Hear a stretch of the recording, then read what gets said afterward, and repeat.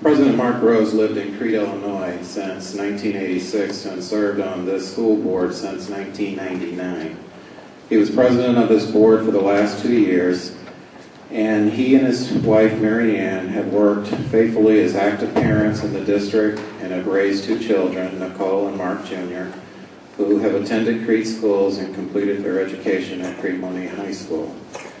Mark possessed a record of much service and leadership in our community, not only on the Board of Education, but in the area of community, youth sports, and recreation.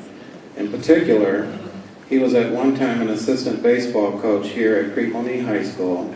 He served as a board member on the Crete Area Youth Baseball and Softball Association and served as a member on the high school athletic booster organization.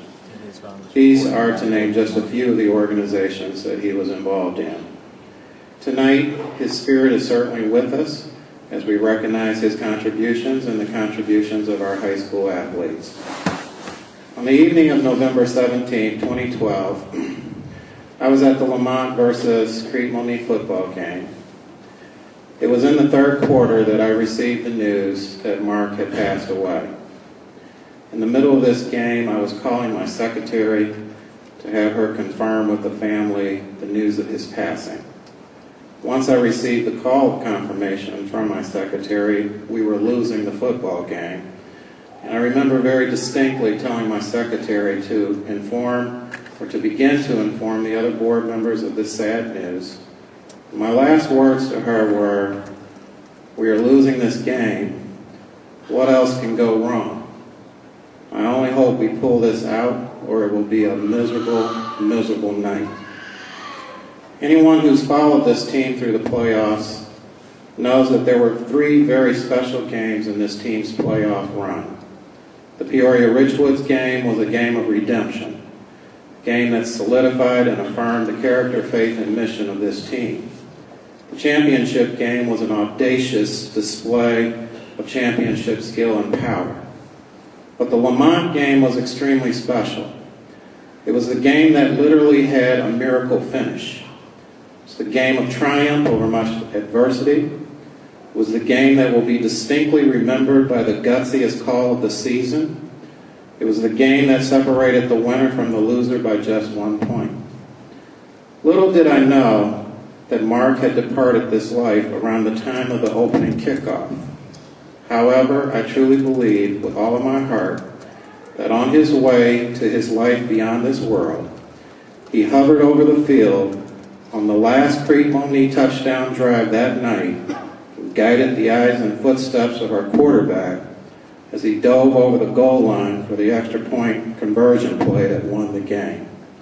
For good measure, Mark Rose stuck around to ensure that the defense closed out the game. And with a smile, I'm sure he bestowed a magic to the night that still lives in our hearts and minds today and forever. Mark was an extraordinary man who believed in all the children of this district. He wanted our communities to work together for the benefit of all children, and I only hope that his vision and desire for us to strive to be the best place for education in the Southland region will endure and will, in due time, be recognized as such.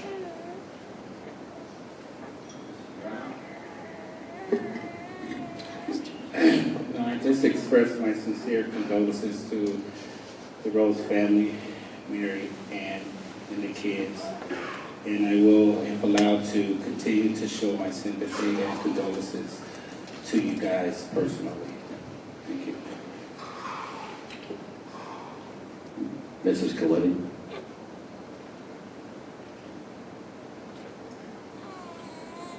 Begin by thanking Mary Ann, Nicole, and Mark for sharing Mark with the students, faculty, staff, and the community of our district for so many years. You all sacrificed so much family time with Mark over the years so that he could do the important work that he did for this school district. We're all grateful for his sacrifice and for your sacrifice. It's hard for me to put into words the many ways that Mark will be missed by all of us. He was always such an asset to the board, and most importantly, his most important role came as our president. He was always thoughtful and committed to his beliefs, while at the same time keeping an open mind to hear what everyone else had to say about whatever we were talking about. Mark patiently listened to all of the rest of us many times when we were over talking one another in closed session. We were all defending what we believed in and how we thought things should be decided. And Mark remained calm, and he let everybody speak their piece. He never raised his voice, never lost his temper, and always kept that smile. And he made sure that we all moved through the business of our meeting so that we could get the business of the district accomplished. Mark's tenure on the board marked so many milestones in the history of our district, including the renovation of the middle school, the construction of the new Monee Elementary, the inception of the Crete Scott King Magnet School, and most importantly, the construction of this beautiful building that we're in tonight. Despite all of Mark's work during his time on this board and all the important decisions that he participated in, I think the thing that I will remember most fondly about Mark was not just his leadership at our meetings or his involvement in everything, including all his volunteering with sports and wherever he was needed over the years. I will remember the absolute joy that he demonstrated on the occasions of the high school graduations of Nicole, Mark Jr., and his niece Kaylee. He was so excited and just beaming with joy on those occasions when he got to shake their hand and hand them their diploma, and made sure that he also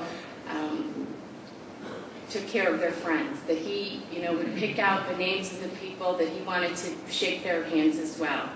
And that's how I'm going to remember Mark, on those occasions when he was happy and just filled with joy. This board will be reconstituted, and someone else will someday sit in that seat that Mark held. But our school district community, this board, and myself personally will have a hole in our hearts with Mark's absence that I know will never be filled. With love and great thanks to both Mark and his beautiful family, I want to say thank you. Mrs. Sanders. Marianne, Mark, I can't say enough to you about what Nancy has said, even in regards to the dedication and commitment that is given as a board member to this very task. I met Mark about 15 years ago at Crete Elementary, and even back then we were sitting in the LRC, or the media center, the library. And even then, I'm not sure if he was a board member or not, but he was there with the rest of us parents about some concern that we had. I think it was a referendum back then. And it even struck me at that time that he, like I and the rest of us parents that were sitting there, were concerned, and there we were sitting. As I have served with him in the last 3.5 years, I have witnessed his commitment to this community, and am too very grateful and appreciative that we were able to serve with this awesome man. And as Nancy said, he definitely would not speak over you. I was listening to something today with Mark's voice in it, and everybody was talking, and Mark was just kind of quiet. And it was interesting just because I said, boy, he's not getting a word in edgewise. We were all talking over one another, but he was a proud man, certainly proud of you guys, his family, and wished we came out of meetings a little sooner so he could get back to you. But we do, as Nancy said, thank you very much for the commitment that you guys have sacrificed in allowing him to serve this community, the children, be it in sports, academics. We appreciate it as a mom myself, and a taxpayer in this community. It is an honor to see people giving back And as many of my colleagues and most of you know, this isn't a job that you get paid to do. It's something you either have a passion to do or you don't. He had great passion, and thank you for allowing us to witness it. Mrs. Stockton.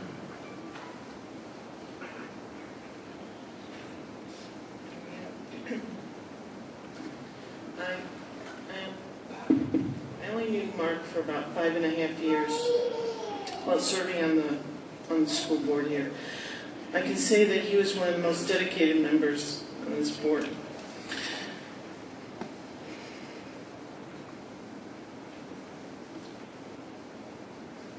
He is very involved with the whole district, from, like Nancy said, building the new elementary and this beautiful building here. But I think Mark's true love was watching the kids play their sports. He would enjoy going to every single game that he could go to. Mark, he was the biggest fan of this district's football team.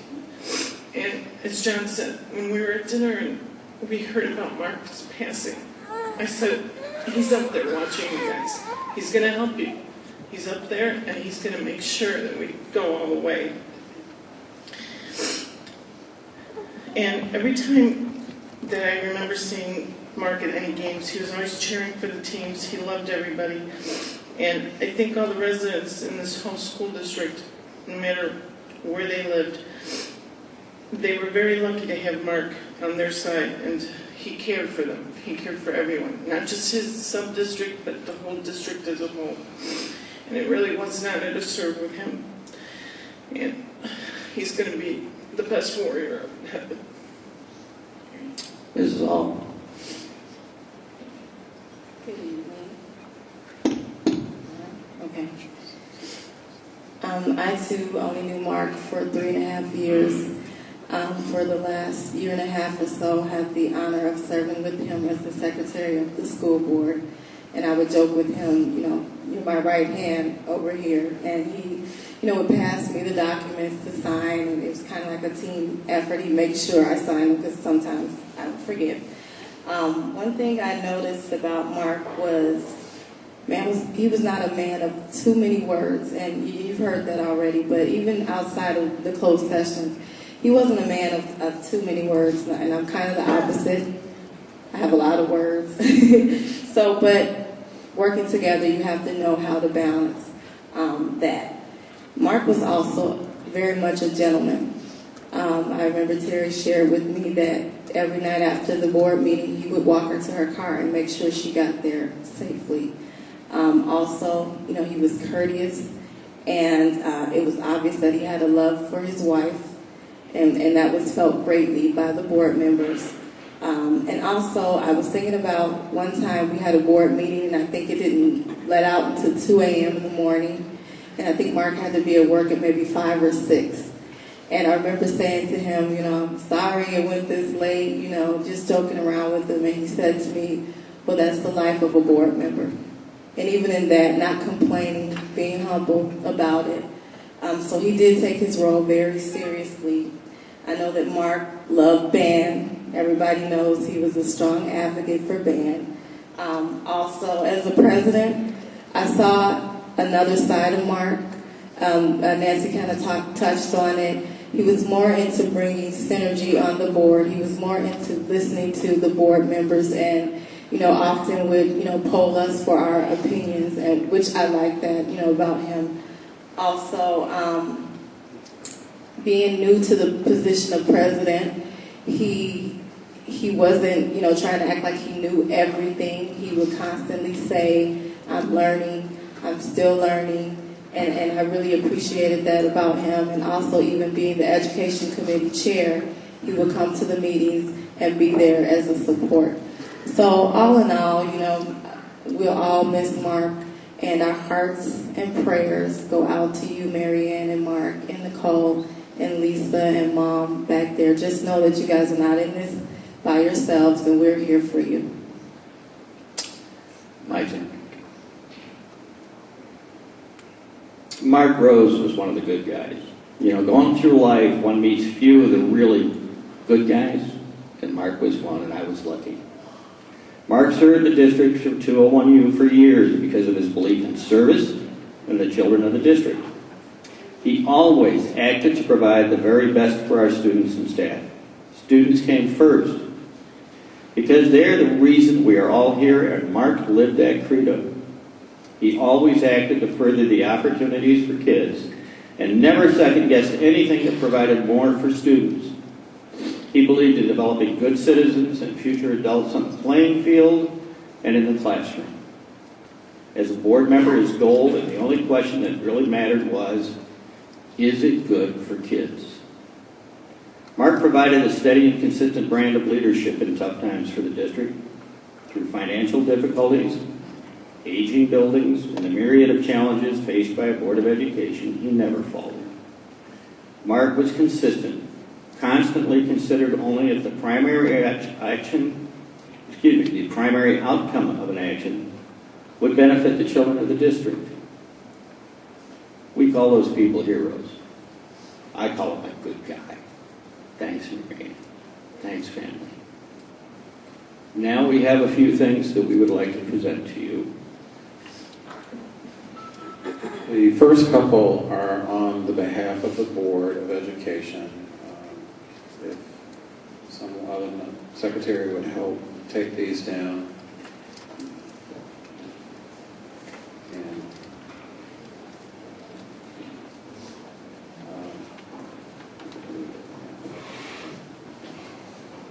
all the way down there.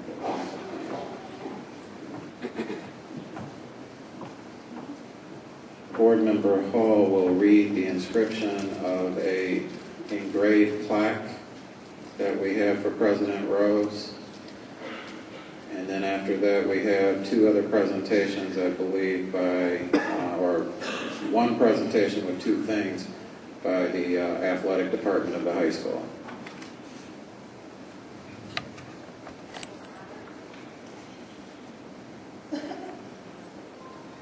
Mike.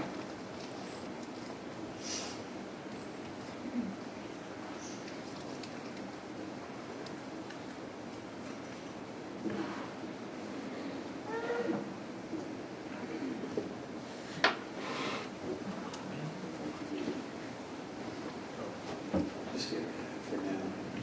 Yes. If you could just hand her that. And if Tom could come up here and check this mic out, please.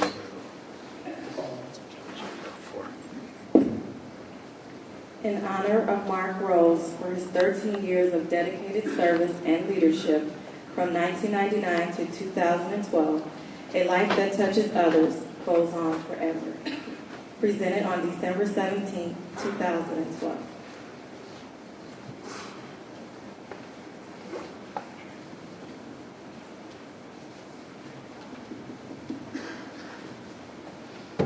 Now, we've got Mark's portrait here. This is an official board president picture. It may not be the way he looked at home most of the time. Okay? In fact, I know he didn't look at home most of the time. Marion, we want you to have put up inside and want to show him the way he really was.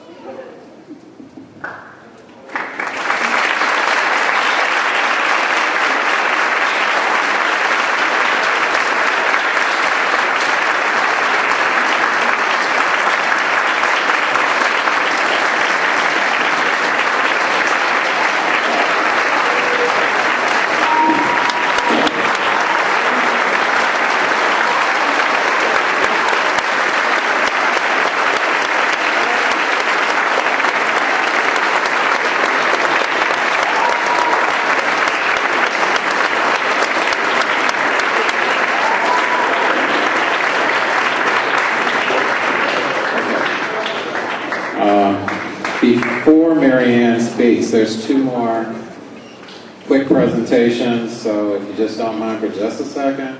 Mr. Dugan and Mr. Cahan would like to come to the microphone to present Mary Ann something. We had a banner that was over the top of the tent at the championship game down at U of I.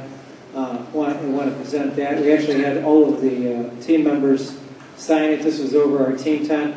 I think what's kind of special about this is not only did we have the Spirit Award for Tent City, everybody that stopped by and took a look at, noticed that Mark Rose, our board president, was there at that game. So we want to present this to the family, give me an opportunity for all the members of the team to sign.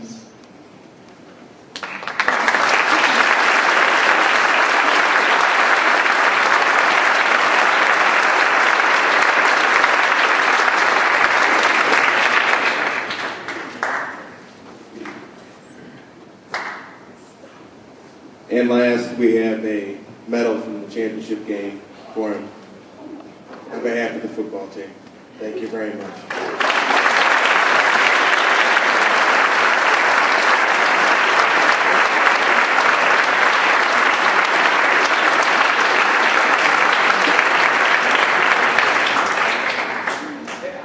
Mary Ann requested to have a few words, so whatever makes you feel comfortable. Would you like to be down there, or would you like to be behind the podium?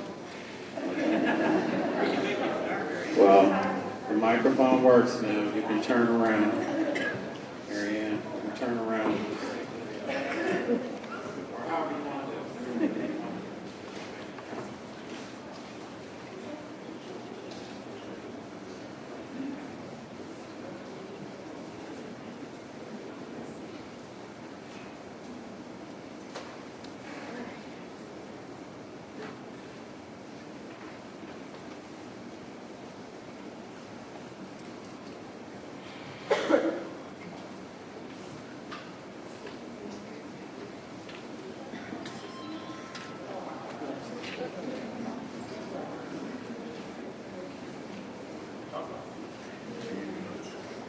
Thank you very much for letting me say a few words about my husband. How do I sum up the body of Mark's work for District 201 Youth? Where do I start? I guess it all began when we became involved parents. We attended every board and committee meeting offered at a time when our district ran out of ideas. Mark was part of solutions to our problems even before he was appointed to the board 12 and a half years ago.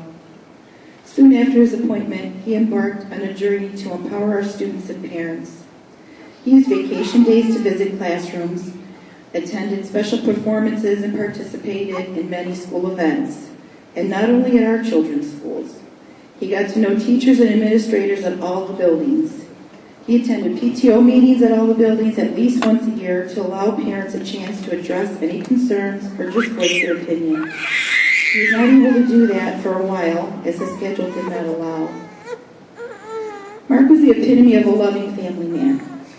He and I have 2 grown children, and we have always been very involved in their lives. Even their friends enjoyed being around him, as he was a lot of fun, and he also cared enough to talk to and advise them as if they were his own child. He coached Little League and basketball, assisted the sophomore baseball team for a few years, and only quit because I could no longer drive and he wanted to be available to me. But I know he missed coaching and being around the boys. He even played Santa at Balmora for PTO many years ago. Mark always believed his job as a school board member was very important and that he represented all the students and all the taxpayers. This is no easy task, but he quickly learned all he could about school budgeting and financial procedures as soon as he became a board member. He knew it was incumbent upon him to make informed decisions on behalf of his constituents, balanced with what was best for the students. The students. Mark loved being around the students. He enjoyed every band and choral concert, wrestling meet, cross-country meet, baseball, basketball, soccer game, and all those football games. I have been frozen and baked over the years attending all these events. Even though our kids have been gone for a number of years, we still attended school functions for nieces and nephews and just for fun. Mark always tried to visit as many school events as he could to support the students. I want everyone here to know that Mark always did everything he possibly could to benefit the students and truly felt joy when any student succeeded. I believe that was part of his mission in life. I know we are honoring the state championship football team tonight, Well, I want all the players to know that Mark followed the team closely, attending as many games as he could, until he could only watch at home and then in the hospital. He was so proud of the work you did to bring you this far, and I know he wants your accomplishments to encourage all the other teams and student groups to work hard and be proud. By working hard to do great things, you will honor his memory and honor the time he devoted to District 201U. On behalf of myself and our family, I want to thank everyone for all the prayers, hospital visits, and kind words during this difficult time. We are so grateful to be a part of this wonderful community and school district. Mark accomplished quite a bit in his short life, and among his proudest moments are the years he spent working for the people of 201U.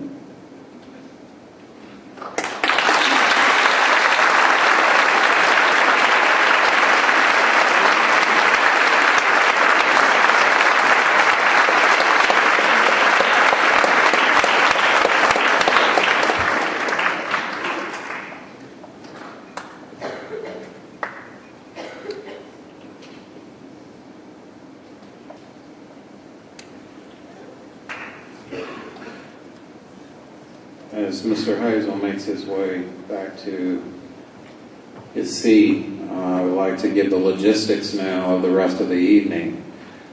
At this time, we're going to turn the mic over to Gene Cahan, the athletic director of the high school.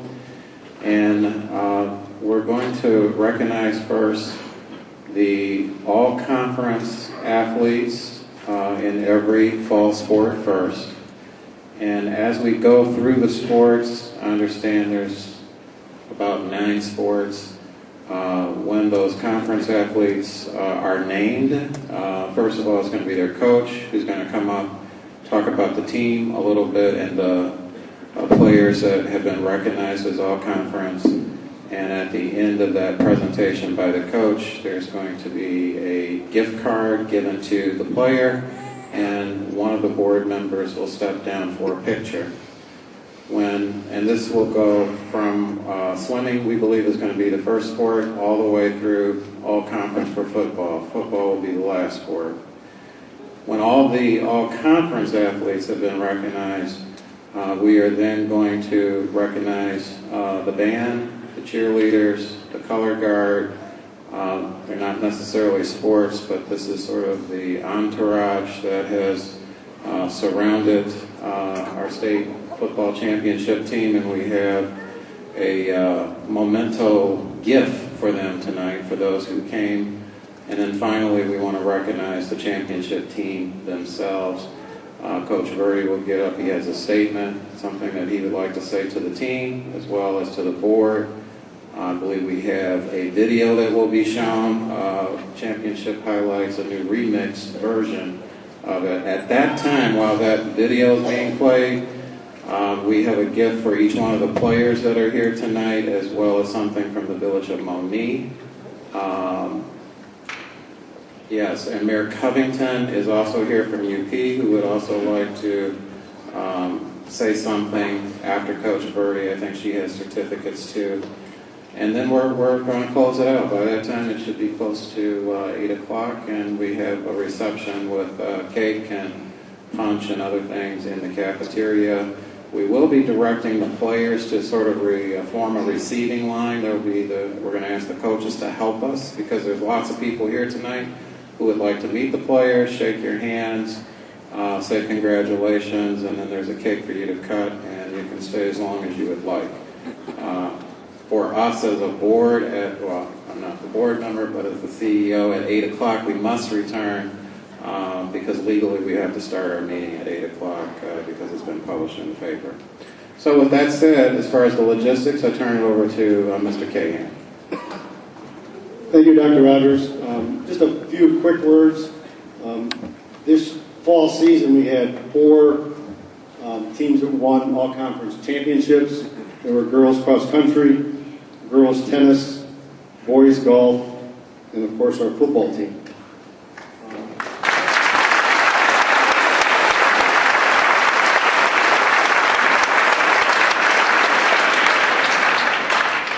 Hopefully they're all here, but tonight we're going to recognize 37 athletes that were crowned, so to speak, an all-conference athlete for their sport.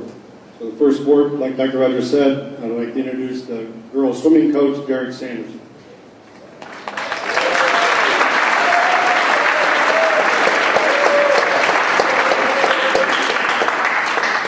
Thank you. I would just like to begin just to give a quick few facts about our team from this year. The girls have come a long way. The team has expanded, and we actually moved our way to 8th in the sectional this year, in a very competitive sectional. And a lot of that was due to the efforts of one very special person on our team, who I'm here to recognize tonight. She has not only received all-conference and broken school history by being the only swimmer to get second overall in sectionals, just very, very small gap away from the state cut. She also has every school record, 5 of which she broke again this year, and several pool records across our conference and sectional. And she's been team captain, has really aided me as a new coach for the last 2 years in making this team what it is. So I'd like to now present and say thank you to Lauren Carlos.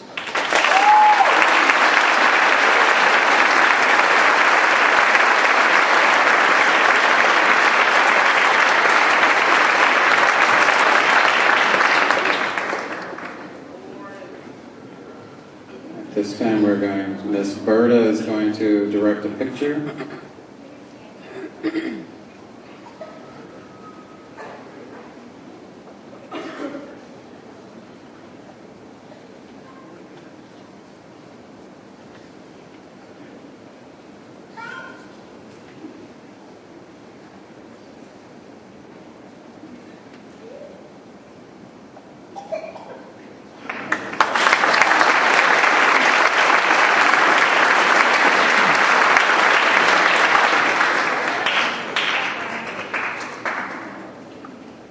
Next, I'd like to introduce our girls volleyball coach, Christina Jones.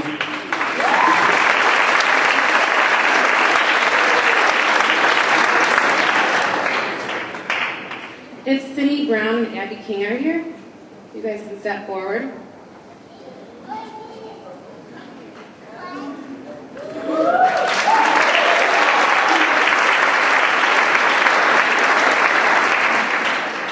This year, the girls volleyball team had a bit of a rebuilding year. On our team of 12 varsity athletes, 5 of them were freshmen and sophomores. In front of me, I have sophomore Abby King. She was all-conference, and this was her first year on varsity. She did a great job stepping up, coming from freshman year volleyball to varsity level volleyball, and I think she really deserved this conference, this award, all-conference. She is the future of Monee volleyball and athletics in our volleyball program, and I'm just very proud of her. Thank you.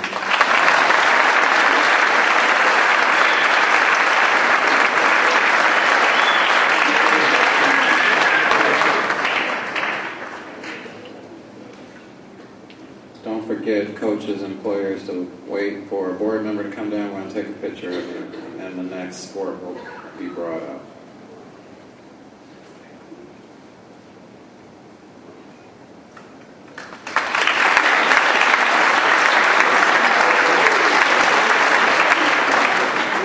Next is Brian O'Donnell, our boys cross-country coach.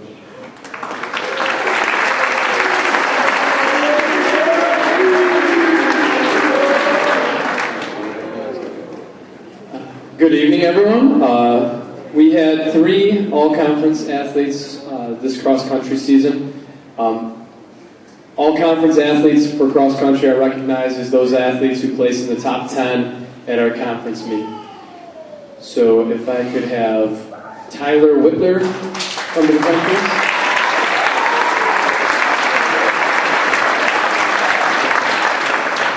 Tyler Whitler is a senior and first-year cross-country runner. He is a 3-year track and field runner and came out to stay in shape for track and actually helped out the team quite a bit.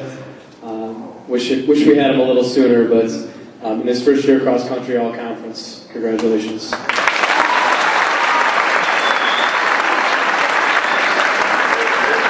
Next, if I could have Josh Millset.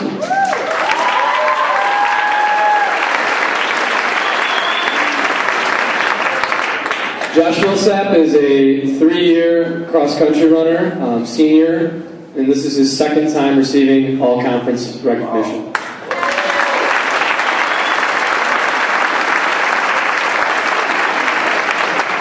And lastly, if I could have Bryce Skaluka.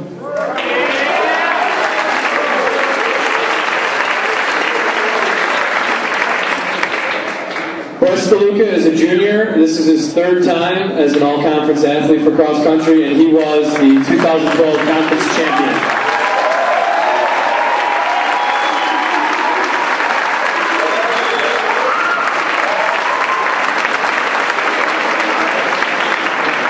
Congratulations to you 3 athletes, and thank you very much for allowing us to recognize them.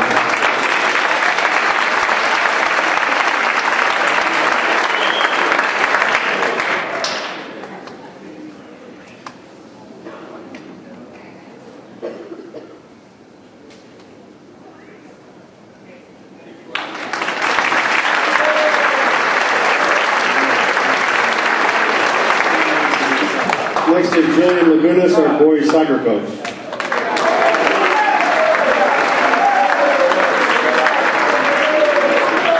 Good evening. We had 4 all-conference athletes. Jesse Santillion, Brandon Hickey, Fernando Aguirre, and Jake Cogan.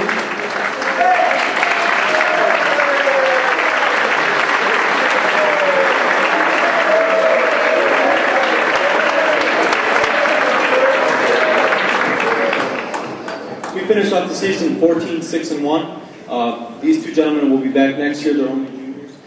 Jake not only was a all-conference athlete, he was also recognized as all-sectional. He was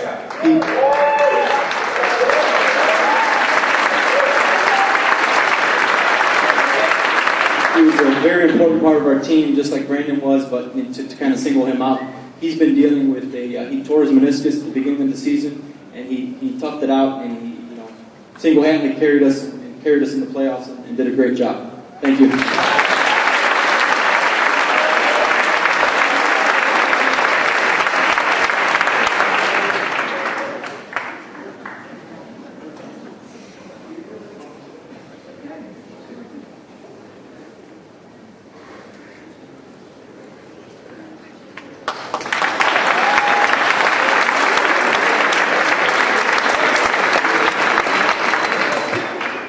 Girls cross country and coach Lisa Werner.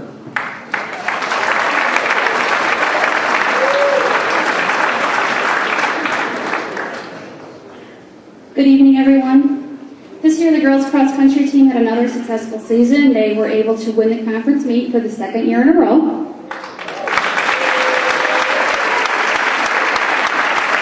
They also placed 4th at regionals, allowing them to advance and compete at the sectional meet. This year, we had 4 of the top 10 finishers at conference. Sophomore Tania Foy was 10th place at conference this year.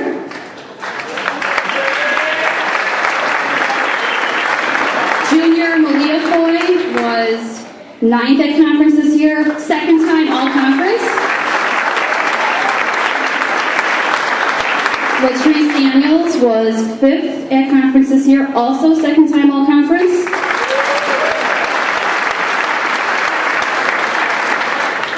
Chastity Powell was 2nd at conference this year, also 2nd time all-conference.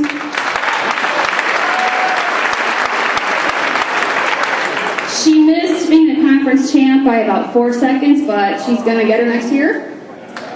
And Chastity also was 2nd place at the regional meet. She also earned all regional honors this year. Great job, ladies.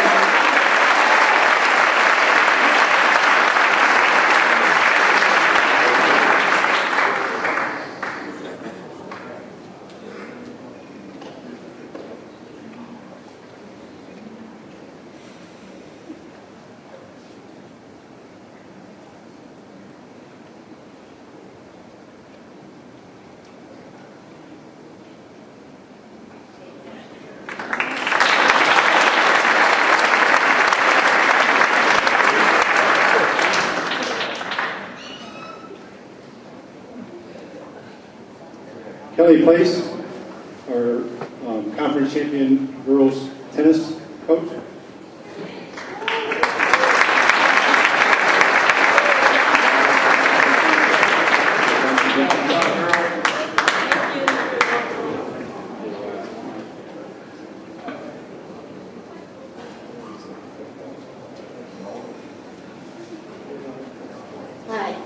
The girls had a wonderful year with an undefeated season in the conference, which finally led to the championship. I can't remember the last time we won a championship in conference. It certainly hasn't been while I've been around here. Since every girl on the conference team also medaled, they're all considered all-conference. I have 8 all-conference players.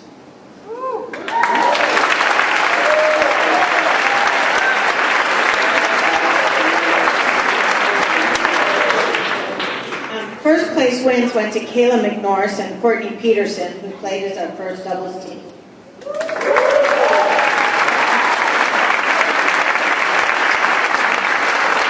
And also Tatiana, our big red runner, and Alex Pizarczyk, who played as our second doubles team, and then Madna Lifko, who played the second singles position. They all won first place. And third place wins went to JoJo, right here. And Jomara Watson and Kennedy Cox also won in the third doubles team. We had our best season in years, but I'm even more proud that they're all scholar athletes.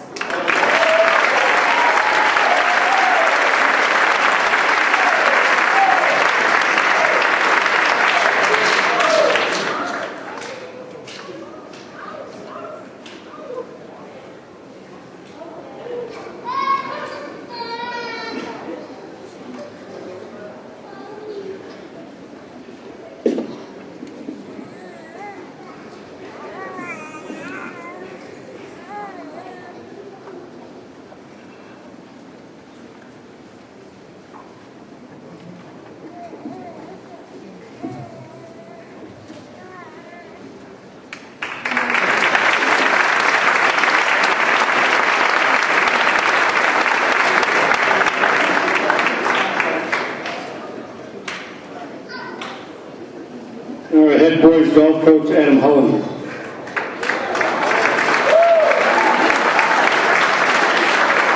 If any of my golfers, if you're in the crowd, please come on down. Recognize all of you. I'm not sure who's here. Well, I'll put it this way.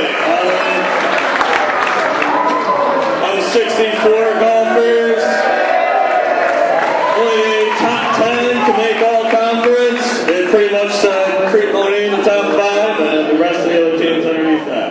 We had another all-conference winner, 4 in a row. Very much thanks to 2 of our gentlemen up here, Robert Russell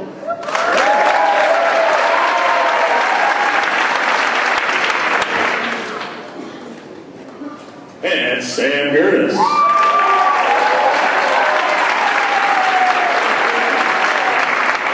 We also had 3 other golfers who are currently not with us, otherwise they're stuck in traffic. I'm sure the parking lot's jammed. We had Miles Bailey, our MVP this year, Adam Kadich, and Kenny Colorado.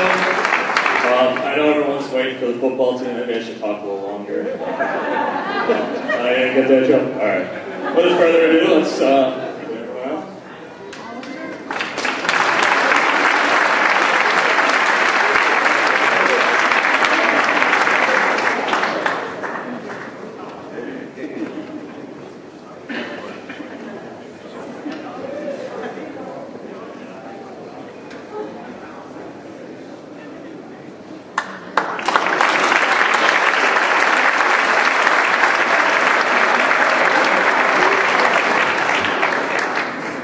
And our head football coach, Jerry Birdie.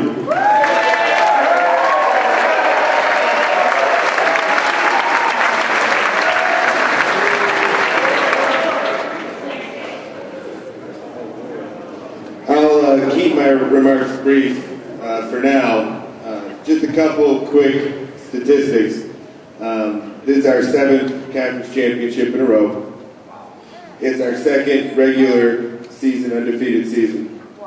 It's our 8th year in a row qualifying for the playoffs.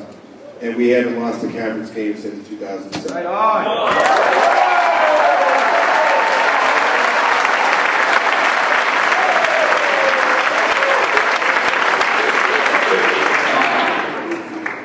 There were a lot of other young men that could have been all conference, but we were limited to our number, so I just call them up one at a time. Junior Chris Slayton.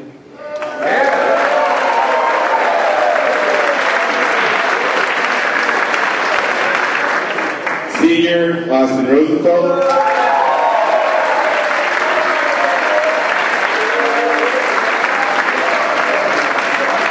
Senior Jimmy Walsh.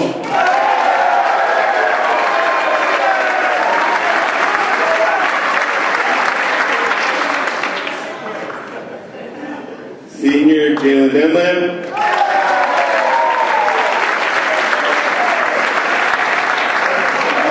Senior Jonathan Schultz.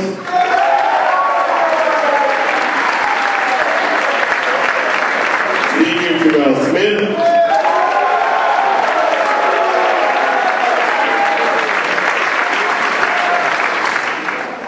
Junior Niles Morgan.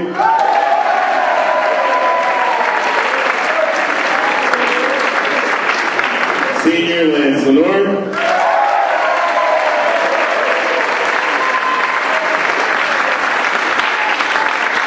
Senior Marcus Durrell.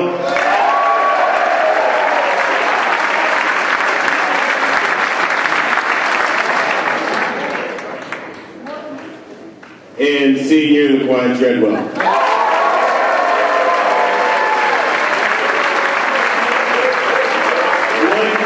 One side note, for the first time in school history, we had not one but two all-state players, Marcus and Laquan.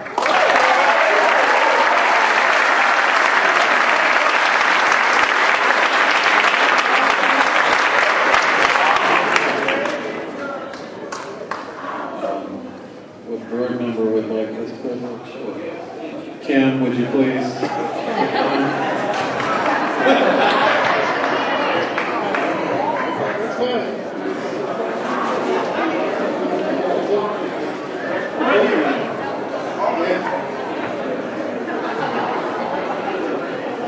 I said, excuse me, I was next.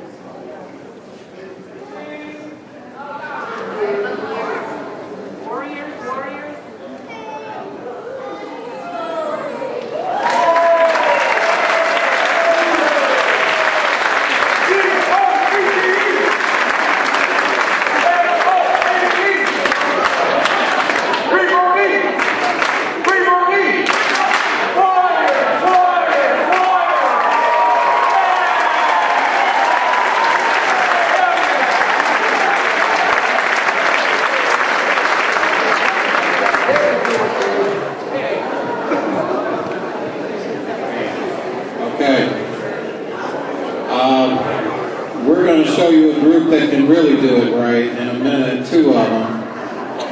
And I'm going to ask Chris Tedeschi, would you come to the microphone?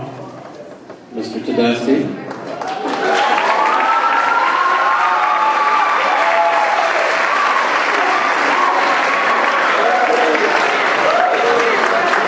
And before you, I'll tell you what to do. Is Mrs. Goff here for the cheerleaders? Come on up.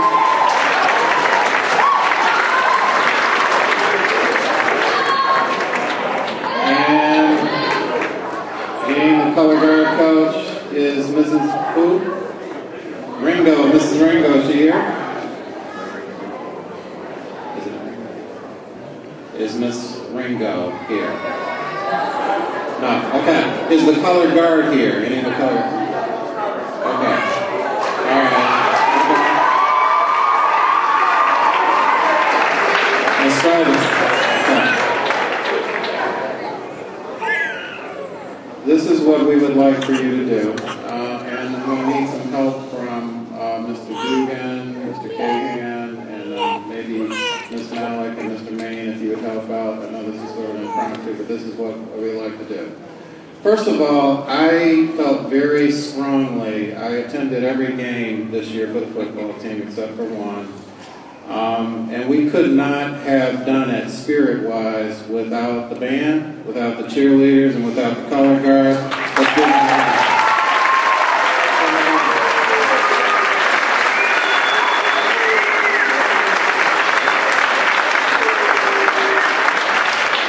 Very briefly, I just want to say the color guard brings just that, color and flair and drama and choreography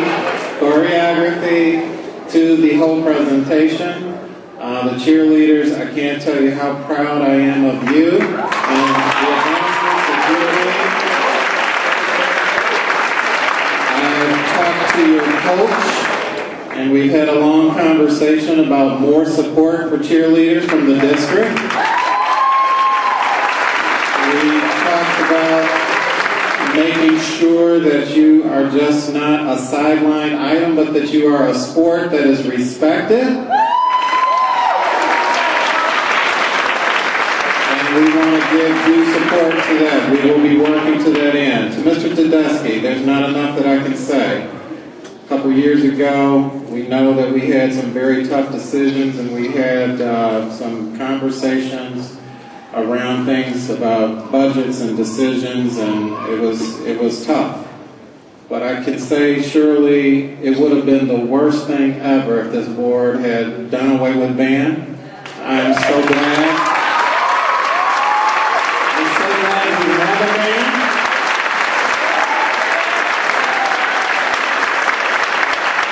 I went to their Pops concert last weekend, and I mean this, I'm not saying this just because of tonight. The progression and the progress that the band has made in terms of the complexity of their music, the performances that they put on, and just the improvement all around, and just the sheer talent that the band has is just absolutely marvelous. You know, the competitions you've been winning, and again, we need to give the band another hand.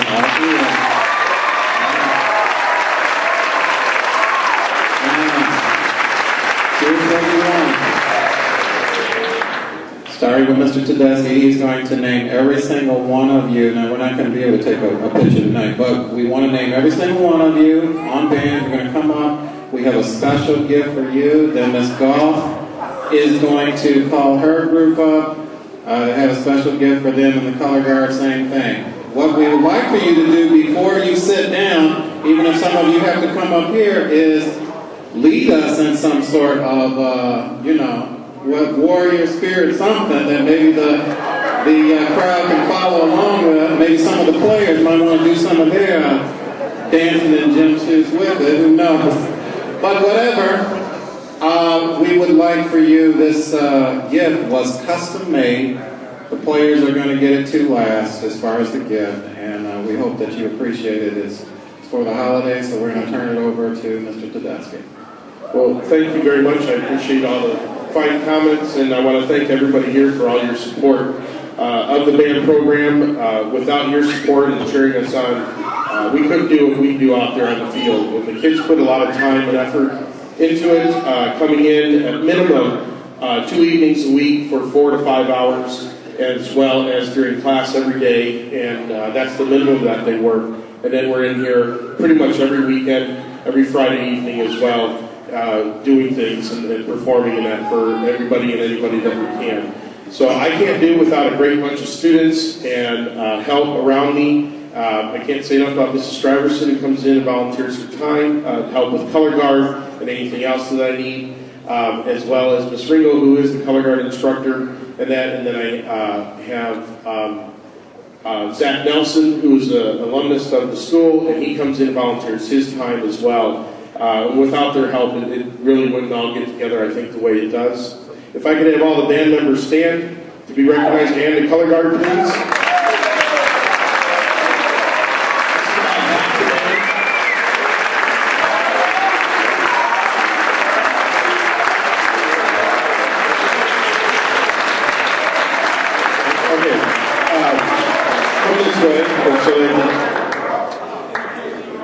This is the way, and you're going to get a gift, right? Band members, this is the way we can do this. As you get your gift, you can line the wall coming down and even through the aisles so that all of you can be standing at one time. And then, as I'll leave it up to Ms. Goff to decide what cheer to lead us in. One last thing I want to say is they're doing this. Over on the left side of the stage, you'll see the trophies that we took at Rich Central Marching Band competition this year. Our goal has always been to be the grand champion of that competition. That's a big one in town. Obviously, a lot of good bands go there. And this year we succeeded in not only winning grand champion of all core style and show style bands, but grand champion of show style, best woodwinds and brass, best color guard, best drum majors. So it's been one heck of a year. And I wanted to say congratulations and thank you.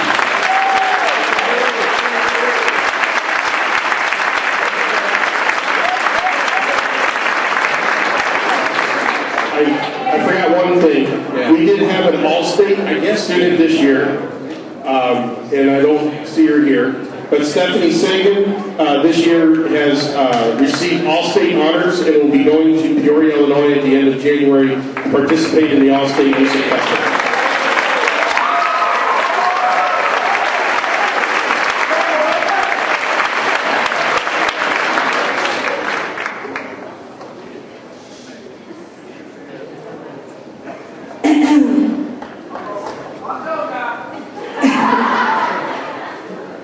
May I have the cheerleaders, who are actually athletes too, by the way, please stand.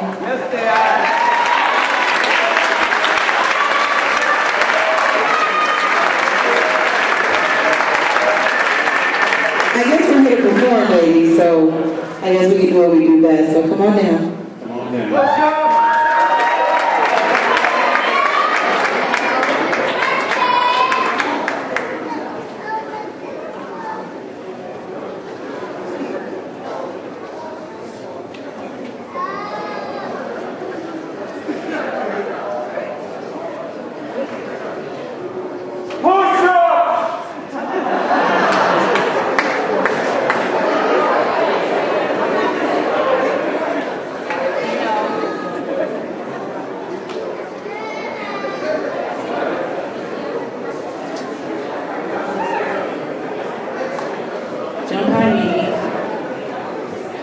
We have no space. I am missing some people because they had to work this evening, but starting from this end, that's Diamond Johnson, that's one of the captains. Tiffany Millsap, my other captain. There's Jessica W., one of my co-captains. We have Rachel Lewis. Amanda, Cheyenne, Taylor, Sam, Jessica H., Deanna, and Jasmine are present tonight.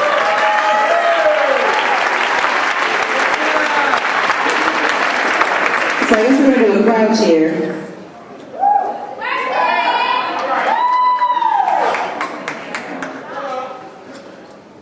Say it again. Do you need the mic? Oh, they don't need the mic. We're going to do CCM whenever you're ready. Now, remind you, we have to get the crowd to participate. And we're not going to reveal the fact that football players like to dance.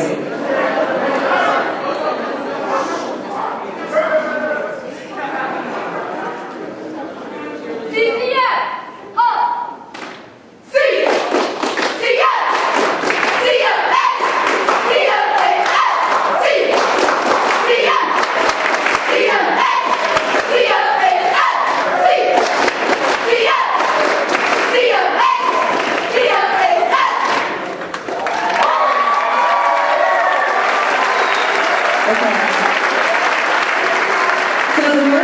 simple. Now it's your turn. We're going to go through the words. It's C,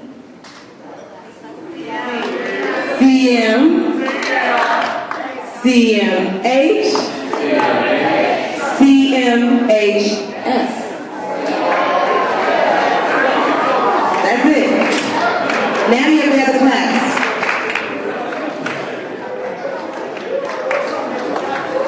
You ready?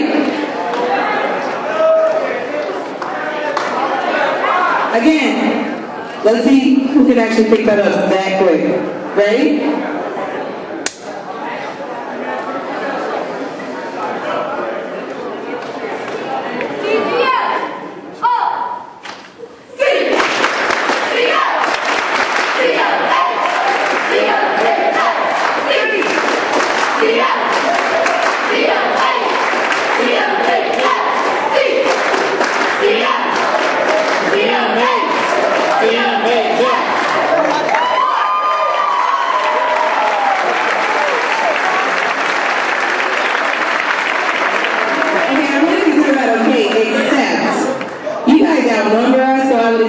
Just a little bit louder with just those 4 little letters.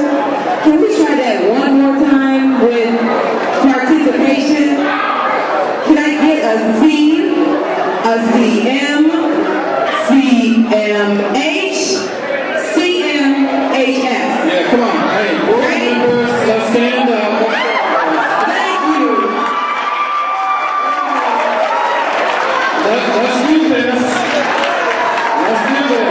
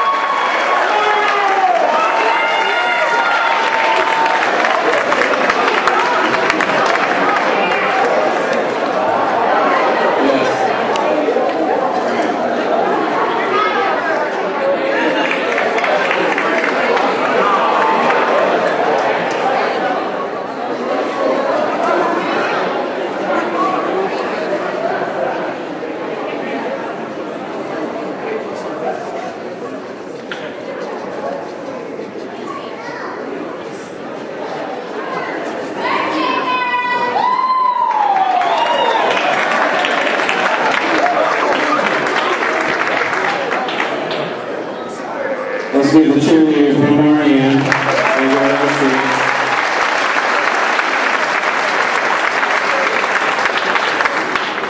I will say this as they're going to their seats and as we get ready to present our last group tonight.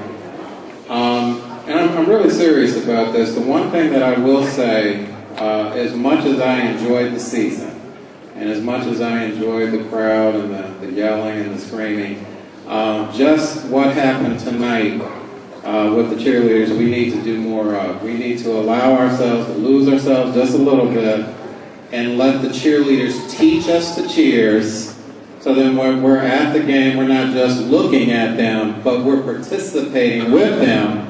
Can I get an amen to that?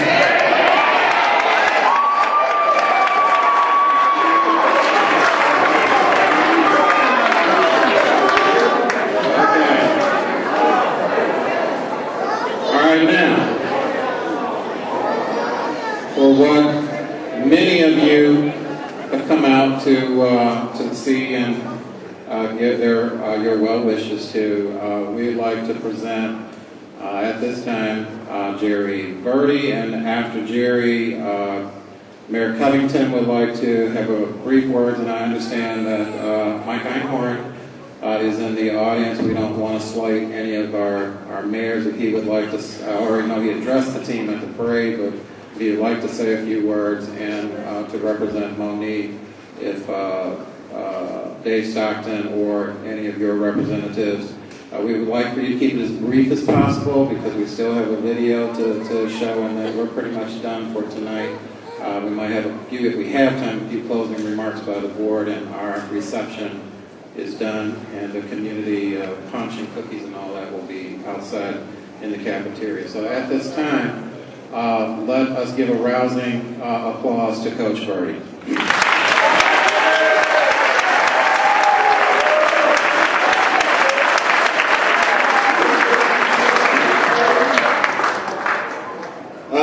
Let me recognize my coaches that are here. First, John Knack, if you could stand up.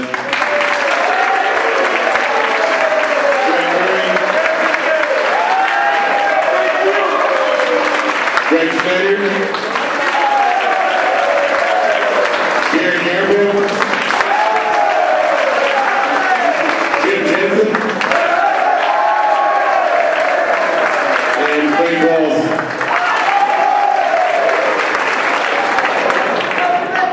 While I stand up here tonight, please know this is more, especially when we're talking about coaching and planning, more of an effort than just from me.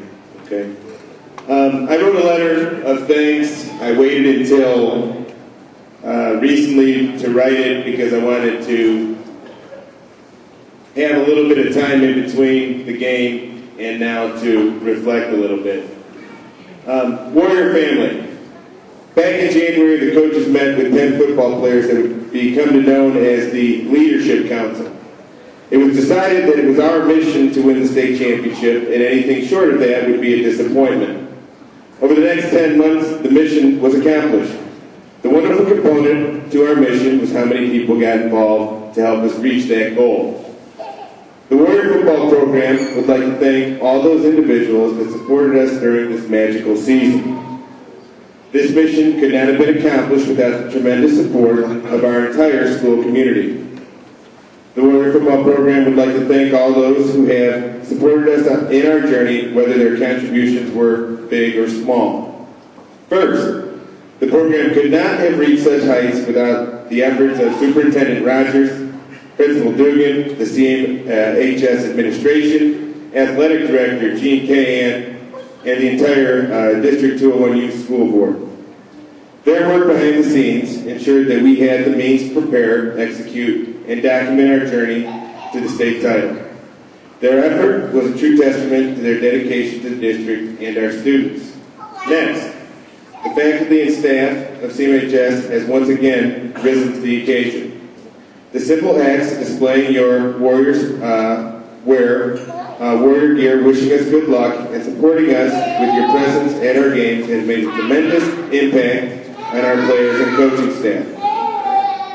When you take the field at any game and see the capacity crowd cheering you on, the feeling is awe-inspiring, not to mention essential to our energy and resilience. Last but not least, the Warrior Booster Club. Your tireless efforts to make Warrior athletics first class was and is remarkable. In addition to the awesome support from everyone, the district victory tour on Friday, December 7th was truly amazing. It is hard to describe how special the kids and coaches felt as we went from school to school, seeing hallways and classrooms decorated in blue and gold, students and staffs wearing spirit wear, elementary students wearing paper helmet and the Quan Treadwell masks,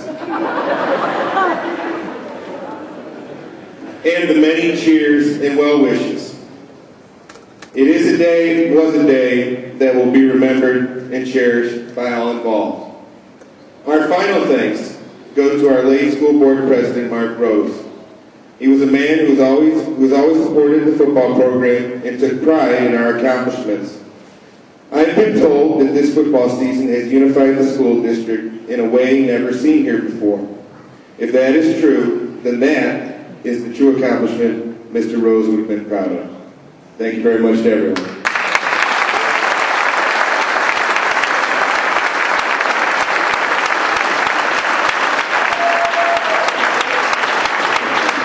Next, we would like for Mayor Covington to come and Mayor Covington, what we're going to ask, if you did bring something for the players, if you could give it to Gene Cahan, because while the film is being shown, they can pass it out. It just helps save time. But Remarks by Mayor Covington. Thank you. And Please leave Mayor Covington. great minds think alike. I was going to ask the date distribution. It's too many and too much time consumption. I would like to also give my condolences to Mark and his family. I remember when he was here and when we cut the ribbon on this beautiful Milton Payton's Performing Arts Theater. And I am very, very, very passionate for that. And God bless both of you. Also, I would just like to say University Park is extremely, extremely proud of you guys. You guys were on the news, we were there, or cheering you on. It was just something that we really, really appreciated. And we appreciate the school and all the support, our police department, our fire department, and our coach, University Park. And we're proud of you, and God bless each and every one of your successful lives. Thank you.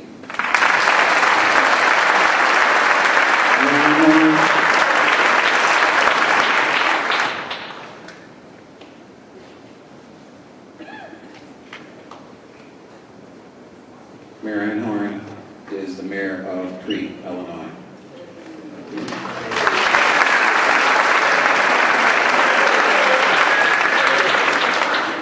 I guess I'm not sure which way I'm supposed to be looking. I guess this way. Yes. It's all about you guys. I was lucky enough to have the opportunity a couple weeks ago on the night of our parade in downtown Crete to stand on the stage with a bunch of very, very gifted and very, very talented individuals. And on that night, what I said was, teamwork is the path to success, and you have absolutely defined that here in your accomplishments at the state level. And again, I want to congratulate you on that. I also like to say, as I said that night, for those of you who were not there, I've been able to do a lot of different things in the 28 years I've been there, but honestly, not one of them made me more proud, was more meaningful than the night we had that parade and we got to see everybody there enjoying the fruits of your labors. So I'm just very, very happy that I was able to be a part of that. And on behalf of the village, aside from being thankful that you guys have accomplished what you have, we will be ordering signs. In fact, I think that the signs are already on order to commemorate your success, and they'll be posted around the village on the roads into Crete, because this is the home of the Crete Monee Warriors. And we want everybody that comes through our town to recognize this is your home and what you've accomplished. Thank you very much.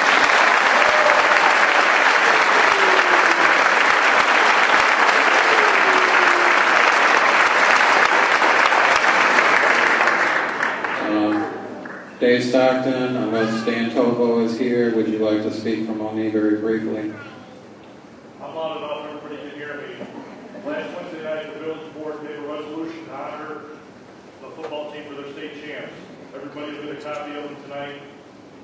We really appreciate what you guys have done. Thank you.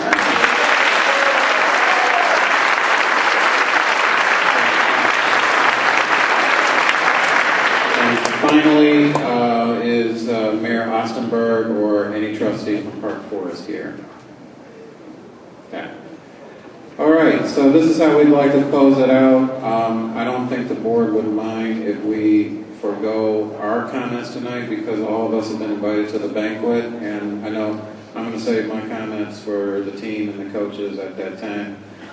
Is Mr. Jeffrey Hammond here?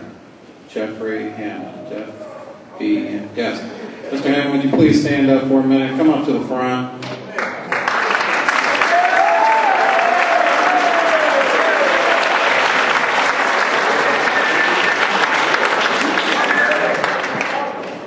Very quickly now, we're running out of time. Mr. Hammond, which has been stated in Coach Verdi's comments, is that we, as a district and as a board, just had a feeling this year that this is a season that needed to be documented.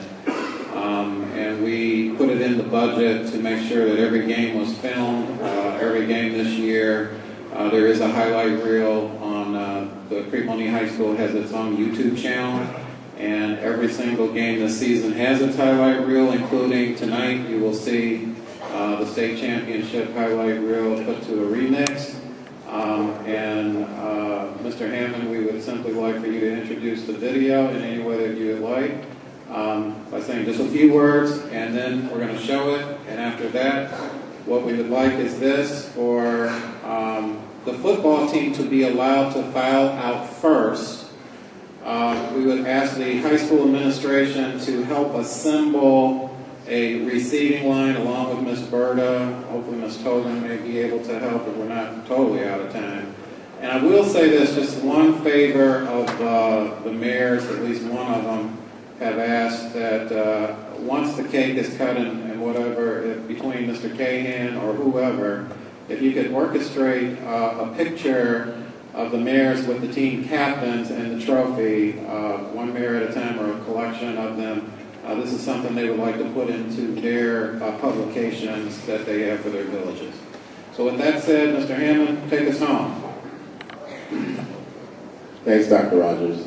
I'd like to give thanks for the opportunity to film the whole season. Dr. Rogers gave me that opportunity. It was a vision, he said, a special year, like he said, and he knew it was going to happen. And the way the season went, after every win, we just got closer and closer, and it happened. So thanks to the board and Dr. Rogers for giving me that opportunity. I'd like to thank the coaches for letting me get in their way for any practice and just giving me carte blanche, and especially to the parents and the community and the people that were in the stands and saw me filming. Thanks for not ducking out of my camera, the cheerleaders and the band, but especially players.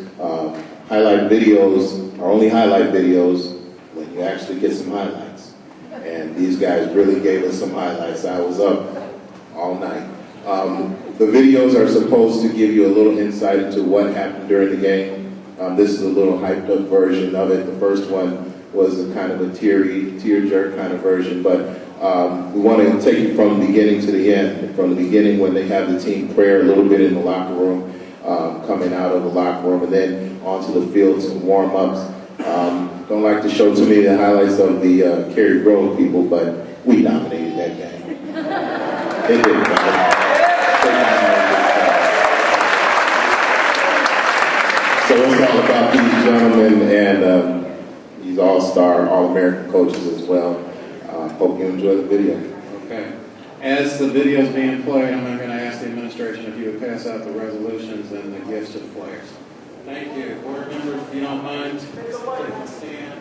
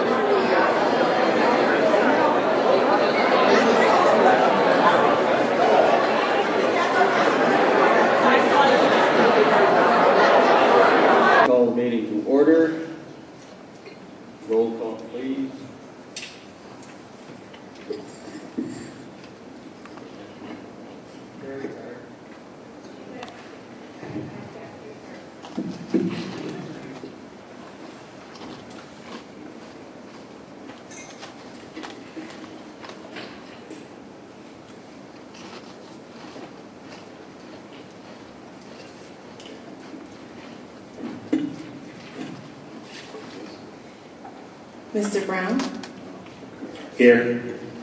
Mrs. Coletti, Here. Mrs. Sanders, Here. Mrs. Stockton, Here. Secretary here, President. Here. Do we stand for the pledge, please?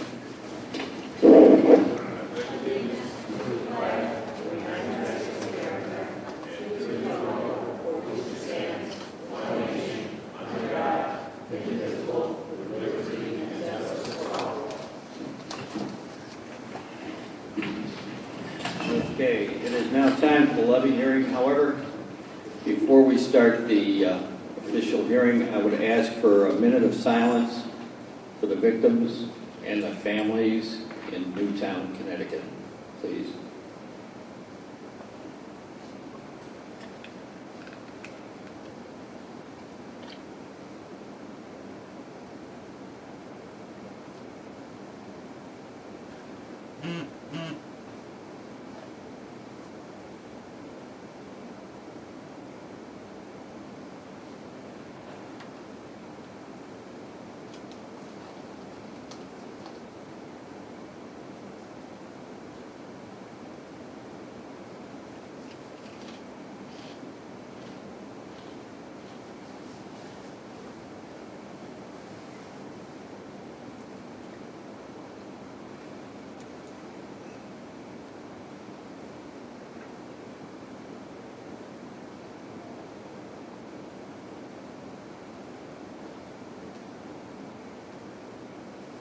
Thank you. We've just given up 1 minute. Their losses are far greater. All right, the levy hearing, we'll start with a presentation from Assistant Superintendent Bruce. I assume you've got screen rights, right? Okay, the board may want to move or we're going to get blinded by that light. Do we need a motion? Go into, okay, can I have a motion So to go moved. into the hearing? Move. Second. Okay, we'll do the public comment. How many of you are in here who want to speak to the levy? Public comments, anybody? Okay, we'll do the levy then. Yes. They should be on the table back there.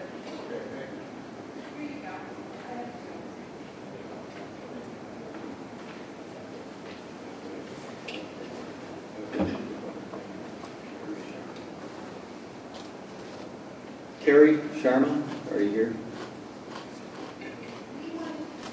Come on up to the microphone. Otherwise, I got hearing aids, but they're not that good. Okay, who's got the mic? Daniel? Testing.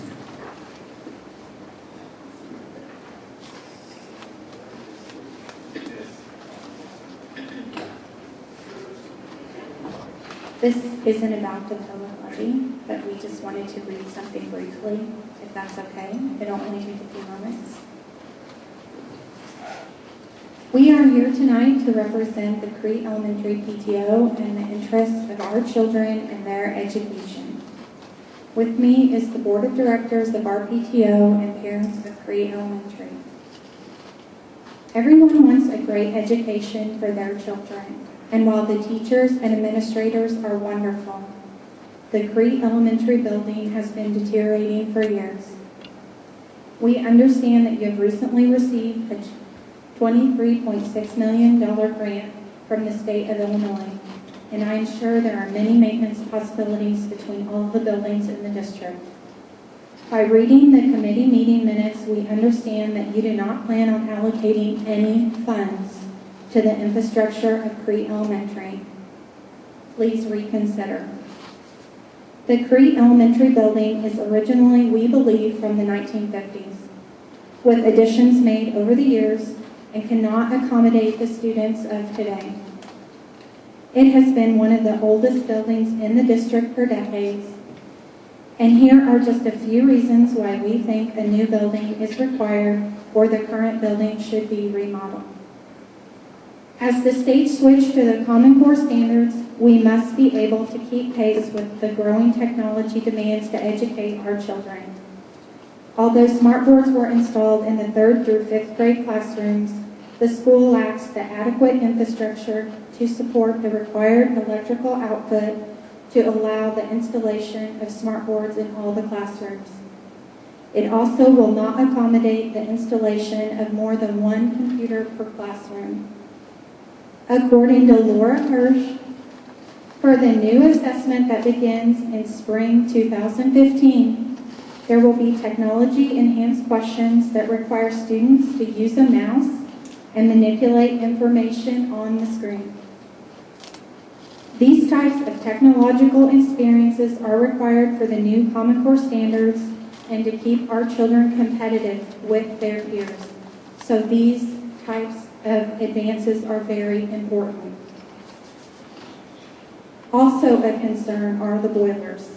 Although the water heater was recently replaced, the boilers in the building are undependable, and the classroom temperatures are not regulated. We believe both boilers were installed in the 1970s. The lighting is poor in several areas of the school and has not been updated in years. Several of the classrooms are too small for the number of children in the classes. The desks are very close together in the classes that have 30 children, and this makes it more difficult for the children and teachers to function. And the bathrooms have also not been updated for many years. We as parents understand that everyone lives within a budget, including the school district. However, the infrastructure at Crete Elementary is way past its prime. It's time for the Crete Elementary building to be replaced with a structure that can support our children in the way they learn today. We don't understand how providing these things that are so common in education today can be put on the back burner and a new parking lot take priority. Before you fix another parking lot, we are asking that you put computers and smart boards that are necessary for the new Common Core curriculum ahead of an 8-lane track or a new press box for the football field. We respectfully ask you to put a new building for Crete Elementary on the list in front of spending $4.5 million for a new building to house our O&M staff. We have a wonderful principal and teaching staff that work hard to educate our children. Now we need you to step up and use $15.4 million of the $23.6 million to give the kids of Crete Elementary the building and equipment they need. There will always be projects when you own several buildings and have to maintain them. I urge you to consider the deterioration of Crete Elementary before you spend that money elsewhere. Thank you, and we were wondering when the hearings will be held for the grant. Okay, the hearings, first off, Crete Elementary has not been eliminated from the capital projects that we would like to do with that money. We did read your minutes, and it did say on your list of proposed projects that no funds were being allocated. Where's it, Daniel, have you got the updated list? It was March 16, 2012. Excuse me. Daniel, you got the updated list? I don't have that. No, but you've got one, right? Is it? Yes, we do have one. It was March 16th minutes. I presented our proposed, when we first received the grant money, administration proposed a capital plan, a long-term capital plan in March 2012. And on the report that you're citing in terms of our listing of projects, what we had stated was that the 6th grade center and Crete Elementary were not part of the expenditure plans for the $23 million grant, just because we recognized that those buildings had so many needs that they actually had to be replaced. So to use all the money on the one school, we said use the money on all these various maintenance projects, and then as part of an overall high-level plan to replace Crete Elementary and the 6th grade center with building referendum bonds and actually build a brand new school. So it's part of a high-level multi-purpose plan where you have the construction grant money to address our $20 to $30 million of maintenance needs throughout the district, and at the same time work in a referendum to be able to build a new Crete Elementary school. Now that was just the proposed plan, just so we had a plan to start with.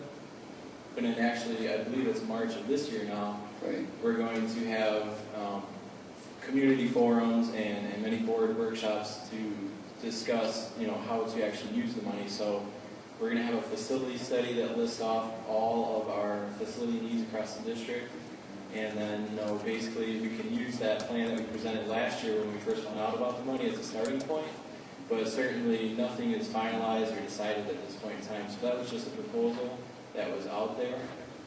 But no final decisions have been made on any of the expenditures at this time. Okay, well, thank you for that information. And I put two emails on the comment sheet that I filled out. And we would love to know the dates of the bond meeting or the grant meeting, whichever occurs first. Thank you. Okay, and as soon as the forms or the dates are set, believe me, everybody in town will know about it. Any other comments? Okay. Now, I'll entertain a motion to go into the hearing. We got the motion by Ms. Coletti, second by Coletti. Mr. Brown. Second by Mr. Brown. All in favor? Aye. Any opposed? Okay, the levy hearing has started. We may want to move down so we can see what's going on the screen and we're not blocking the view.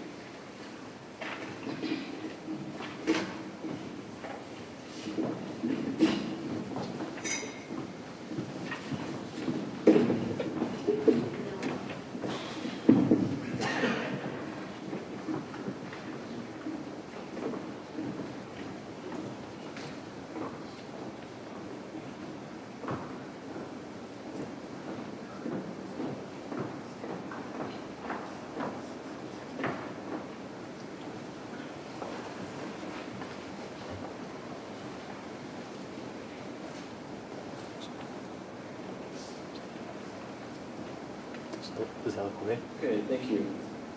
Tonight is our public hearing for our 2012 tax levy.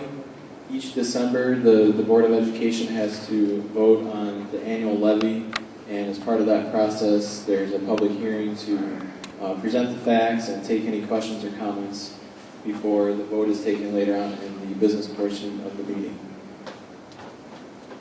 Basically, the first few slides, there's an annual process. Basically, in the spring, the township assessor assesses property. Those values are sent to the Illinois Department of Revenue. They calculate multipliers. In the fall, the district, this past September 2012, the district adopted a legal budget. And then in December, we have this public hearing. We discussed the details of the annual levy at this meeting. And in March, the county will send back to us the final property values, any amounts that we levied over what we can collect through property tax law gets reduced, and we have to sign off on the final levy amount. And then each May and August, the county clerk mails out the tax bills. This is just a graphical timeline of all the different steps that go into place. So really, the budget and the levy cycle are an ongoing cycle throughout the year. It starts at the beginning of the year, and it's just a continual process. Basically some basics. The tax levy is a request for local tax dollars.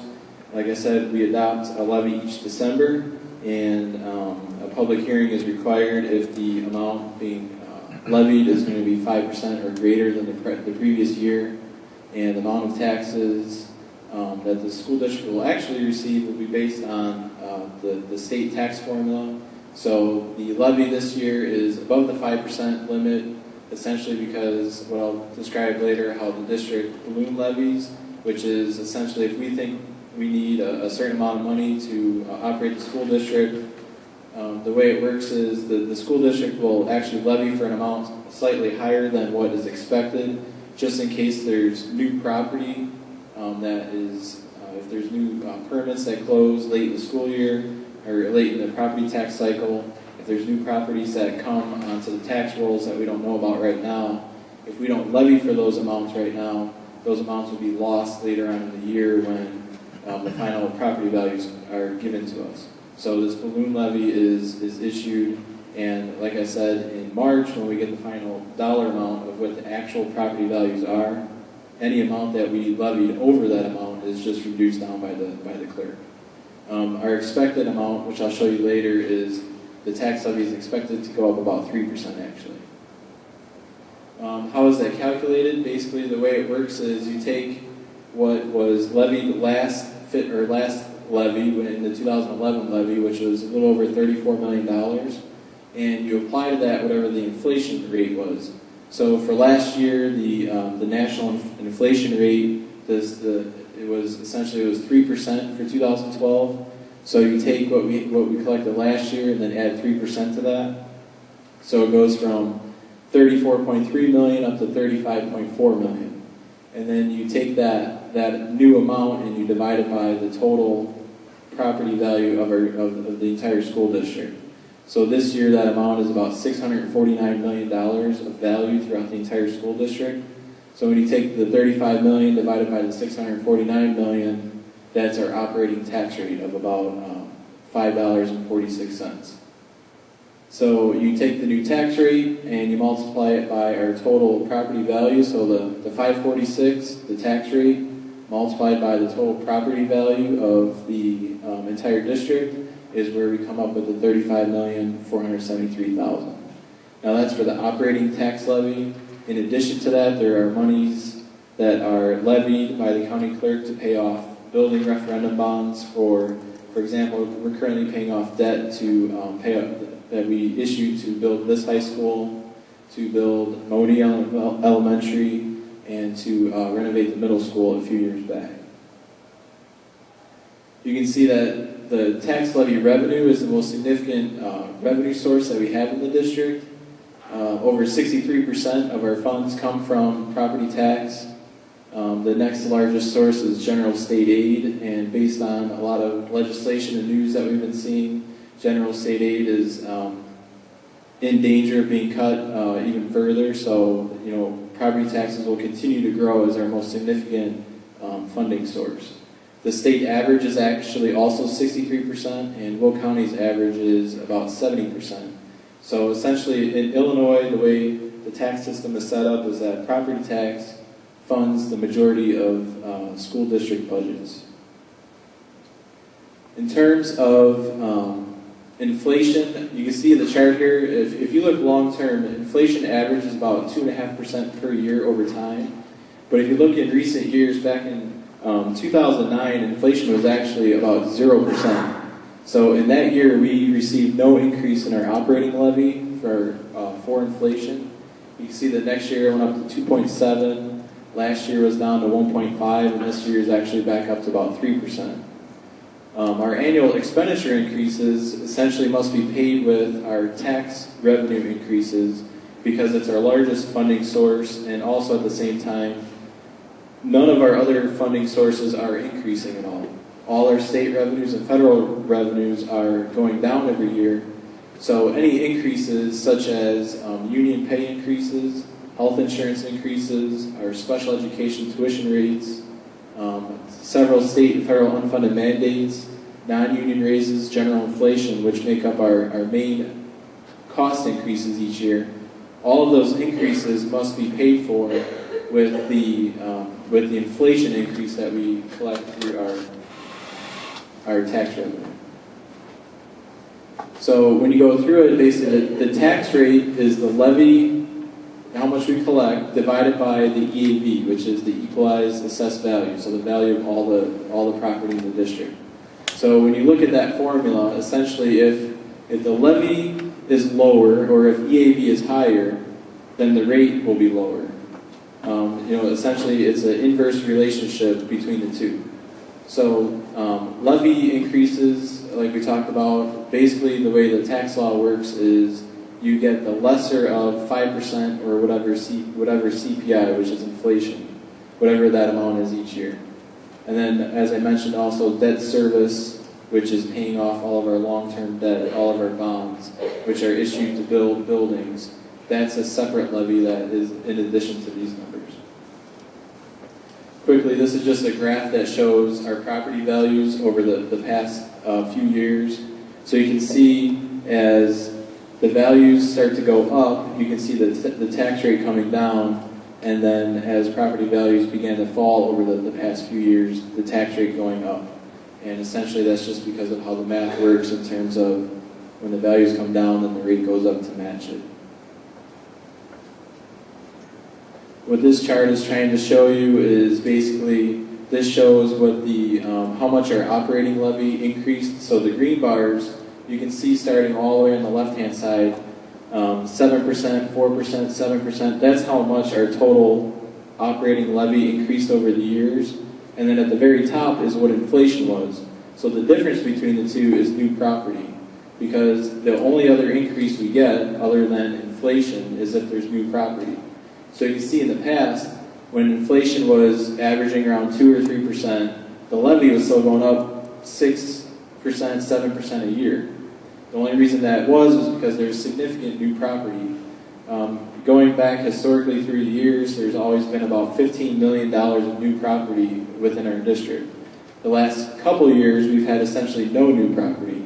So you can see the only increase we're getting in our levy is whatever inflation is. So you see the last two, they match. It's 2% and 3%. So this shows our new property within the district. So if you look, like I said, it averages 15 million, maybe a little bit more in several years. You can see in 2010, we actually had a significant amount of new property.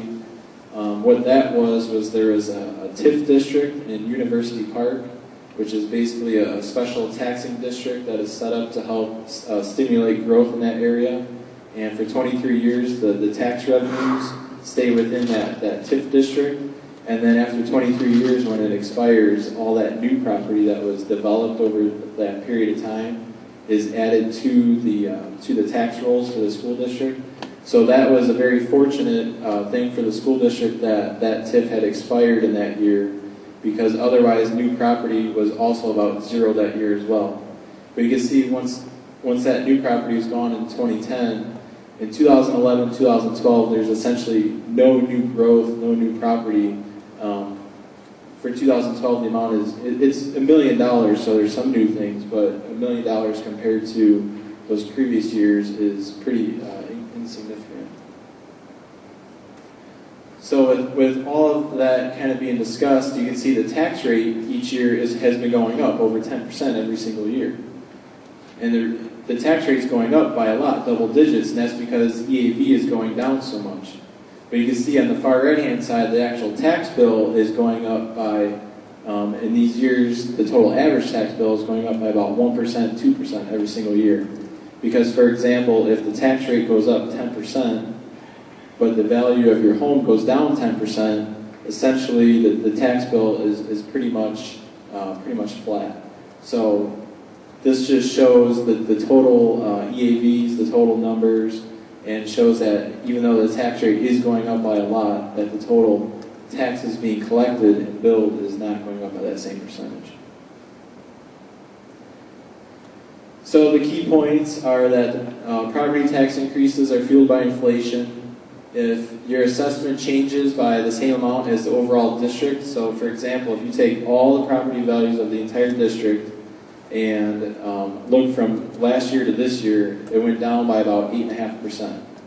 So if your assessment that you received this over the past summer, when you get your assessment notice, if you see on there that your value also went down by about 8.5%, you'll see that your tax bill is essentially going to go up by about what inflation was this year. So you would expect to see about a 3% increase in your tax bill from the school district portion.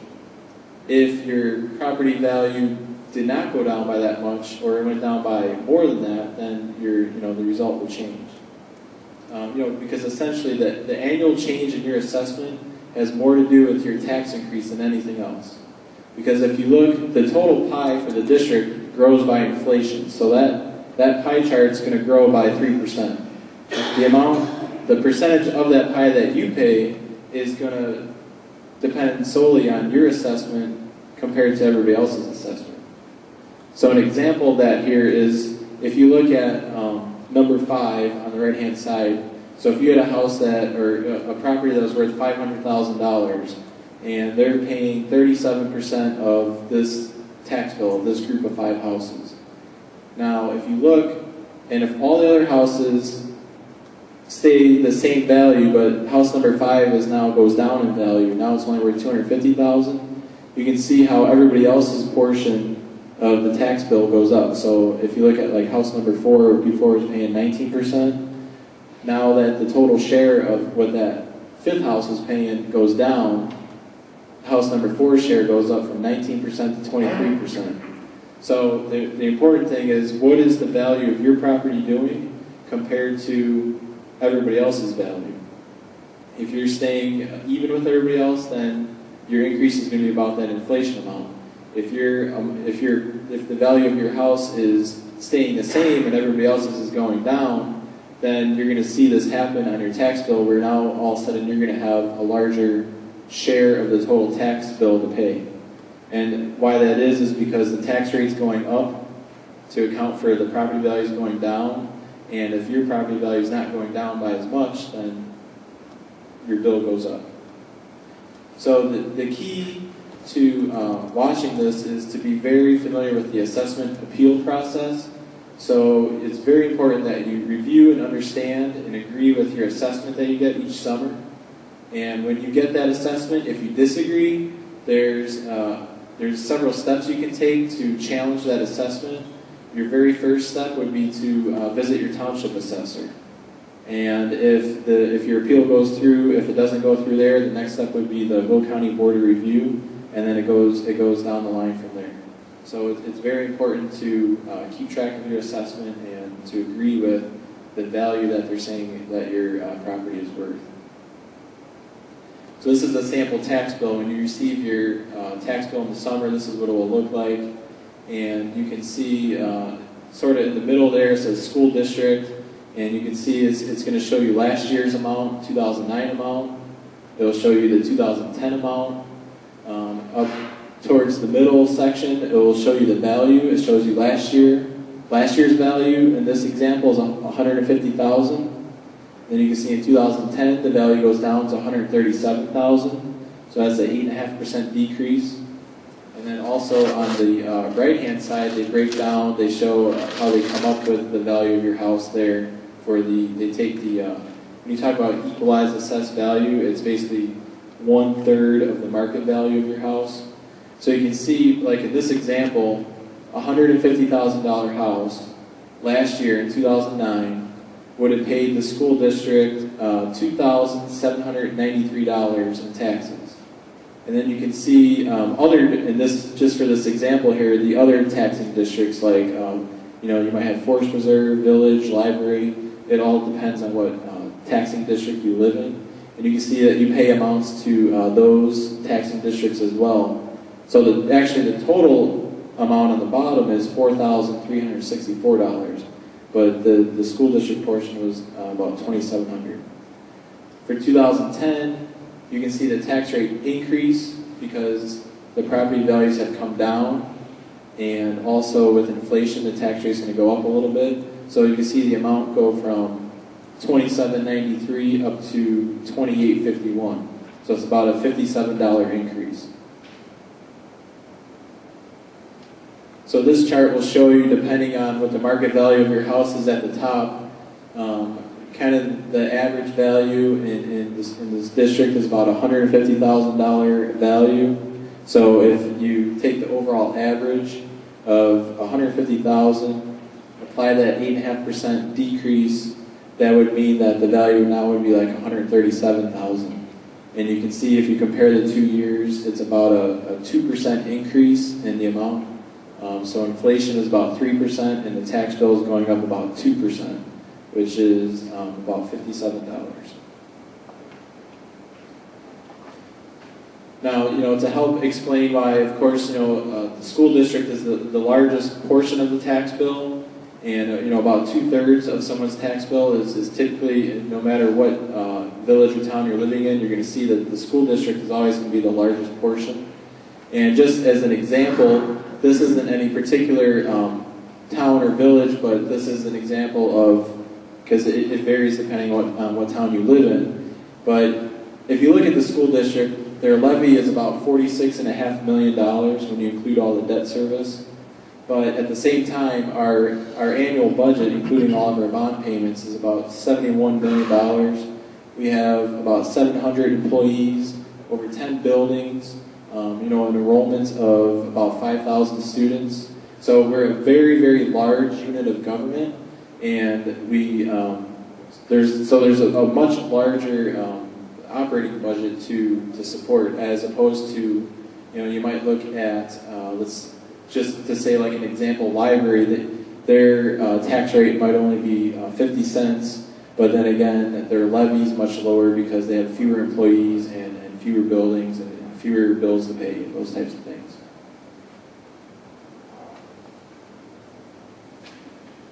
So just some stats from this levy. It was last year's levy was $44.9 million, and this year's total levy will be about $46.5 million. So that's an increase of about $1.6 million or 3.5%. Like we talked about, that does not mean that taxes are going to go up 3.5%. When we showed through our example, if you look at once again, the EAV is going down, so the total increase on a $150,000 house is about 2%. And of course, results it's always going to vary depending on your home's individual value and how it changes, and different exemptions that might apply to your situation. This was our 2013 legal budget that was passed in September. So you can see that we have about $55.5 million of revenue and about $59.6 million of expenses. So we have a $4 billion operating deficit for 2013. As we went through in the details of that presentation, all of this deficit for fiscal year 2013 is being caused by reduced and delayed state funding. And so the district does not have to take the full CPI increase. However, a deficit caused by the state funding situation makes that option of not taking our inflation increase, it makes it somewhat of an unaffordable option for the district. When all the money is collected, it's allocated into our various funds. So education fund is basically the primary fund that pays for almost all of our expenses in terms of operating the school district. But then we also allocate tax money to the O&M fund, which helps maintain and clean our buildings. Transportation fund, we allocate some tax money towards transporting students. The IMRF Social Security fund are required amounts that we must pay into those state pension systems. And then also there's the working cash fund that we levy some money into. And then so you can see the operating levy is about $35.5 million. And then the bond and interest fund, which is paying off our long-term debt, that's about $11 million per year. So the grand total is at $46.5. This is just a detailed calculation that you go through to come up with all these numbers. And it shows, we said the operating levy would be about $35.5 million this year. And the published levy that was in the public notice for the newspaper is that amount I was talking about that's a little bit higher. So we actually published that we're going to levy for $36.5 million, knowing that it's probably going to be about $35.5 million. So there's essentially they call it a balloon levy. It's essentially a $1 million cushion. And like I said, the reason that we do that is in case there is more new property that we don't know about that comes onto the books very late in the year, we'll have that additional money levied to capture that new revenue. But if that new property doesn't come to be, which it's very unlikely that it will be reduced back down to that 35.5 amount in March. If this PowerPoint presentation, there's handouts on the back table if someone hasn't got one of those yet. And essentially, the last two slides here, these are just summary main points of all the slides that we've gone through. And we have talked about basically almost all of this. Towards the bottom of this last summary slide, it just kind of goes through the different options that the board has. One option would be, the district can abate taxes back to the community in certain years. For example, if the district abated about $1.6 million of taxes this year, the actual levy that we collected would not increase. And so that would actually make tax bills, instead of going up by about $57, like we talked about, they would actually go down by about $40. The only drawback to this option is that it would cost the school district about $1.6 million in operating cash to abate those taxes. And the other drawback is that by holding taxes artificially low for 1 year, in the following year when the abatement is not able to be done again, taxes will go back up to where they would have been. So in 2013, you would actually see a $163 tax increase. So for 1 year, you would hold taxes down, but in the following year, they would go up by twice as much unless you continue to abate taxes every single year into the future. And then also with having a $4 million operating deficit, doing that above abatement would cause our deficit to go to $5.6 million. So for these reasons, the recommendation is not to do an abatement for 2012. This is just some of the math behind what I was talking about. If you look on the right-hand side, when you run the numbers, you can see by doing the $1.6 million abatement, you have the 1 year in green where taxes go down by about $41, but then the following year, there's an increase, and then it's making up for that 1 year that they were held lower, and then you see a large $163 increase the very next year. So if you look at the various options, option one, like we talked about, was taking our inflation increase, balloon levying to make sure that we don't lose any new property that might be available, and then also not abating taxes for this current levy, just due to the fact that we have the budget deficit. An abatement would cause taxes to go up by an extreme amount next year. And then also the fact that since there is no new property, the levy is only increasing 3.5%, which is the second lowest increase in the last 20 years. And actually, last year, it only went up 2.4%, which was the lowest increase in the last 20 years. So these last 2 years have been the smallest increases in our tax levy in the last 20 years. Option two, like we talked about, was you can accept the annual inflation increase, continue to balloon levy, and then abate some taxes back to the community. However, the drawback that we looked at there was we would increase our operating deficit. We would go from a $4 million deficit to a $5.6 million deficit. We would deplete our existing fund balances by doing that. And then finally, we would cause taxes to rise dramatically in the following year. And then option three is something to look at, is basically accept the inflation increase, balloon levy, and then provide alternative tax relief to the community. Some ways of doing that would be do not sell some or all of the authorized $15 million working cash bonds, or restructure debt to provide some short-term tax relief. This is my last slide. Basically, what that third option was, what that is saying is that the district has authorization right now to sell $15 million of working cash fund bonds. Based on the economic uncertainty that we've been reviewing over the previous months, and basically the imminent pension reform legislation that's going to occur at the state level, issuing this debt is justified based on how we said it was for emergency purposes, and it should at least be considered. For every $1 million of that debt that we do not sell, we could save taxpayers about $20 per year over the next 5 years. And the risks at the state level are very real right now. They're going to push state-level pension costs onto local school districts. That's going to increase taxes for communities across the state.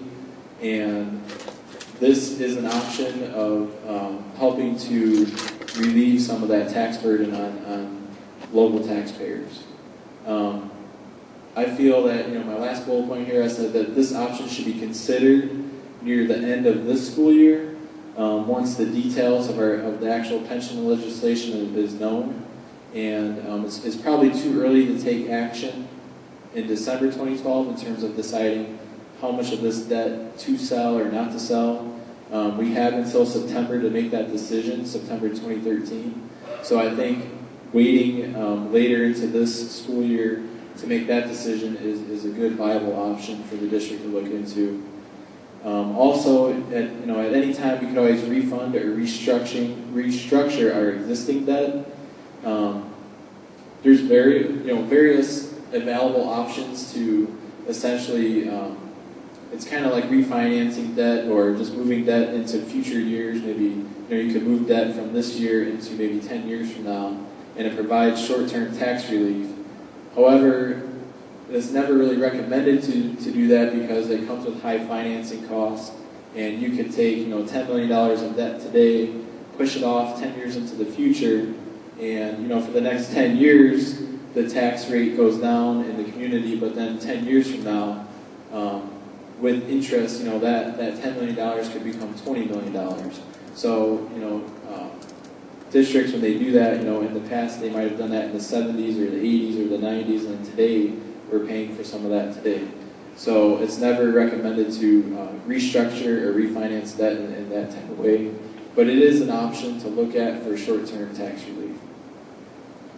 So basically, that's all the details I had to give tonight, and then right now would be a good time for any questions from the audience or from the board, or if there's no questions now, I can also take questions when it comes time for the vote later in the business meeting. No questions? Yes. Yes. And you mentioned in the packet about the increase in inflation. Right now, the Fed has not raised that. In fact, it's got to raise interest rates. So why is the consensus in this continue on in inflation rate when rates are still at 0? What is used for Illinois tax law, it's called the All Urban Consumer Price Index. So it's a federal statistic that they track. So it's the All Urban Consumer Price Index. And essentially you go onto the Bureau of Labor and Statistics. They have that. There's probably 50 different actual inflation rates to look at. That's the specific one that you look at for property tax law. And for the 2012 levy, you use the previous year, so we know that 3% is set. That one's set in stone because that was based on last year's. And now this year's, I believe, is trending at about 1.5%. But it's it fluctuates a lot. So, for example, gas prices have gone down a lot in the past few weeks, late into December. For example, back in 2010, inflation at this time of year was running at over 5%. We thought for the first time, inflation was actually going to be over 5% for the first time in history. And gas prices that month went down so much that the inflation rate actually went from 5% down to 0% all in 1 month for the whole year. So it's hard to predict what CPI is going to be. Historically, it averages about 2.5%. But for this, like I said, it's trending at about 1.5% this year. But that could change, in the last month. You also stated that this model was set off with 5,000 plus students in the district. Right. So these numbers have been provided with all the limitations for Well, this year's this levy is not necessarily directly tied to what student enrollment is, but the average student enrollment it fluctuates throughout the year. At the beginning of the year, it starts a little lower, then it gets higher, then it goes up and down throughout the year. But it's always right about 5,000 the last couple of years.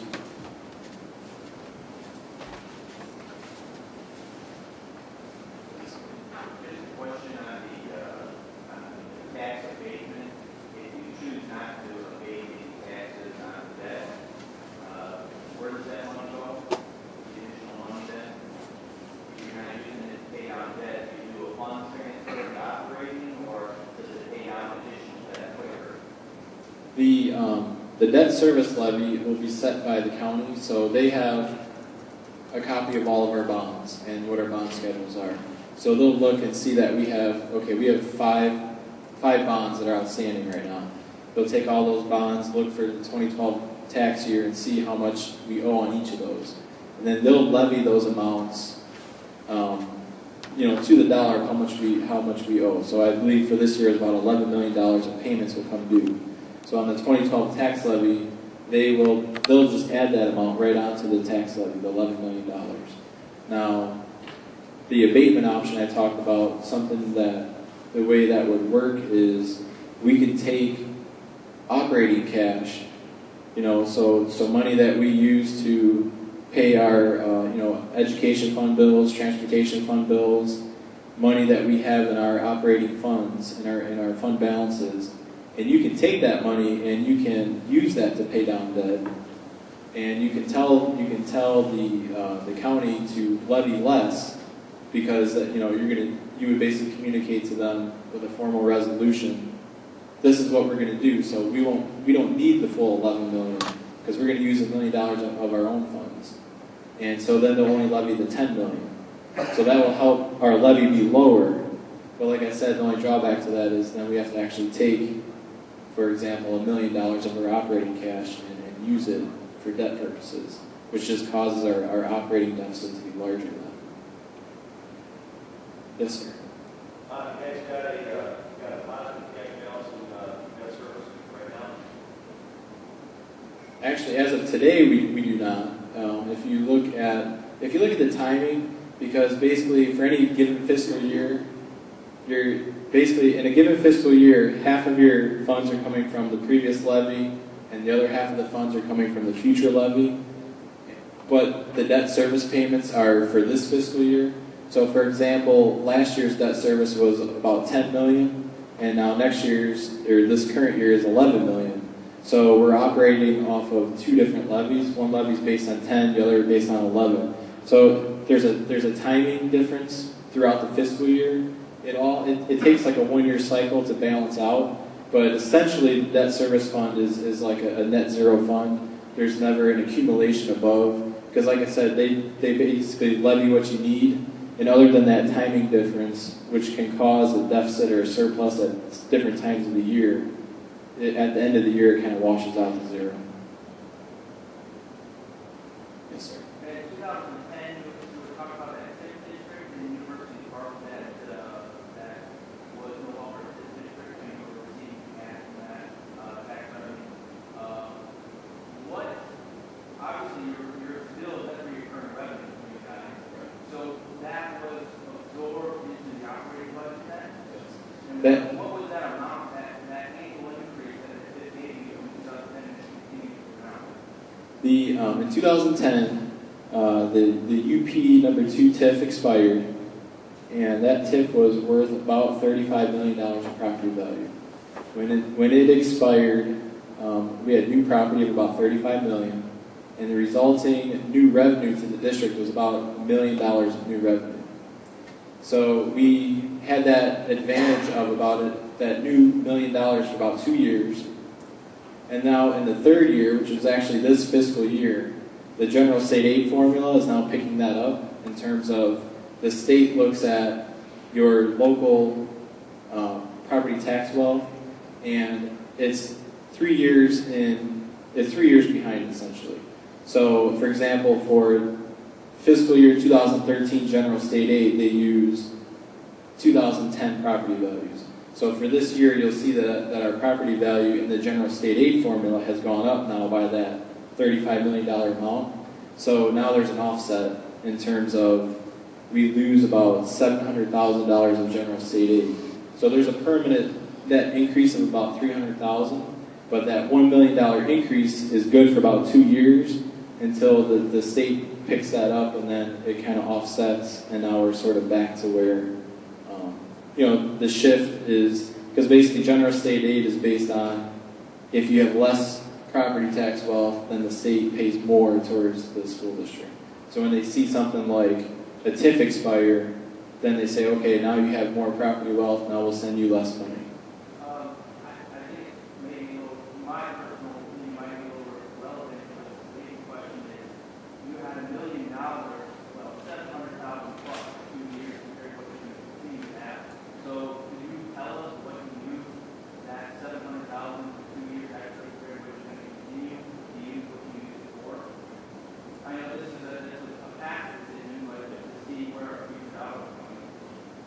When we have a net revenue increase for a given year, we don't earmark that exact $700,000 and track every expenditure that it's used on. But essentially what you would do is we would go through the line item budgets of this fiscal year or last fiscal year or any year you want to look at, and essentially say, okay, you had all this revenue coming in, you had all these expenses, and certain grant funds, for example, if you receive a special education grant fund, you receive that money, you document exactly every expenditure, you report that to the state in an expenditure report, and you tell them everything you spent the money on. For example, general state aid is an unrestricted source of revenue, meaning you basically don't tell the state every single dollar that you spent that money on. Now, of course, it fits into the overall operating budget, and when we go through the budget presentations or like our annual audits, everything we do spend our money on is examined. And of course, if there's any expenditure that's outside the realm of what would be normal for a school district to spend money on, that would be found. But essentially, 80% of our money goes to salaries and benefits. So, if you wanted to, you could say that $700,000 would probably have been allocated about 80% to salaries and benefits, the other 20% to pay off transportation bills, operations and maintenance, and so on. Well, I'm just saying because now all of a sudden I get that it can't tell me exact, but when you have $700,000 extra for 2 years, now it's going away. I mean, that's when you have a $46 million, actually 35, because you have your servicing debt. So then that's not a nice number that you're going to have to deal with in your tax year in your budget. So the question, I'm a little surprised that this extra $2 million is, just kind of, considering how we have to service debt and all this other stuff, it's a little bit to say what you did in the past and the point what you in the future, I'm surprised of what's going on with it. Well, essentially what I would do is I would show you our last 3 budgets, and I would explain how we had a surplus 2 years ago. And then last year we had it was about a $1.5 million deficit last year, and now we have an operating deficit of $4 million this year. And that's due to a number of variables, but one of them being that this extra $1 million of revenue we were seeing is now being offset by a decrease in general state aid because of having the additional property wealth. So when you have general state aid decreasing by that $700,000, that certainly plays a significant role in our budget going from a surplus to a deficit in the past few years.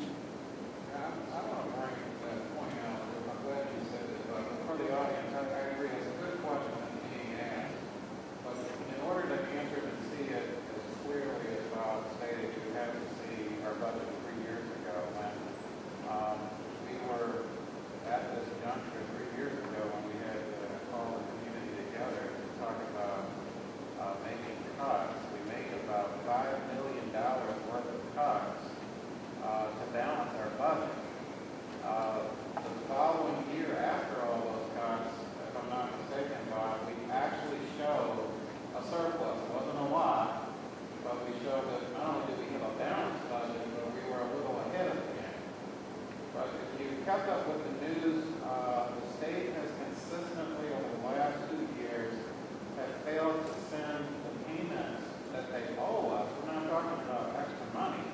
This is money that's in the formula, and they've been anywhere from 3 to 6 months behind in their payments. It has spilled over to the following fiscal year. And this year, they only prorated state aid at what, 89%, so essentially they cut it by 11%. So basically they said, guess what, not only are we late in our payments, but we're just going to cut state aid by 11%. So we're not going to even give it to you because we know we can't afford it. So, and they make these decisions almost a few months before school, before you cut staff or cut contracts or anything else. You're already committed to a staff in the spring of each year. They sort of mess around over the summer, and then they send you a letter and saying, guess what? We're not going to be able to send you all your state aid, which could rack up into the hundreds of thousands, if not millions of dollars. So whatever little $700,000 that we had for those 2 years lost block grants, we've lost different funding mechanisms. I'll just give you one example. Our alternative school in Monee had an operating budget just that school alone close to $700,000 to run that school. $500,000 used to be funded by the state. It's down to less than $100,000. They cut it. I'll repeat that again. They used to send us $500,000 to help fund that school, and now it's less than $100,000. That's a $400,000 decrease from the state, and that's just one school. So we can't win, as they say, for losing, because I think we did the responsible thing 3 or 4 years ago by cutting $5 million out of our budget. It was painful.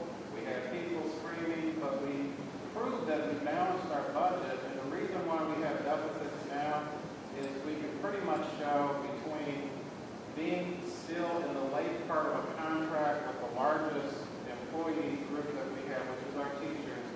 Part of getting out of our debt is this is the last year of the contract. We're going to negotiate it again. We hope to be able to negotiate it more in what is now market value, because pretty much our salaries gross are going up $1 million a year just on contractual raises that have to be given, and that's part of the issue too.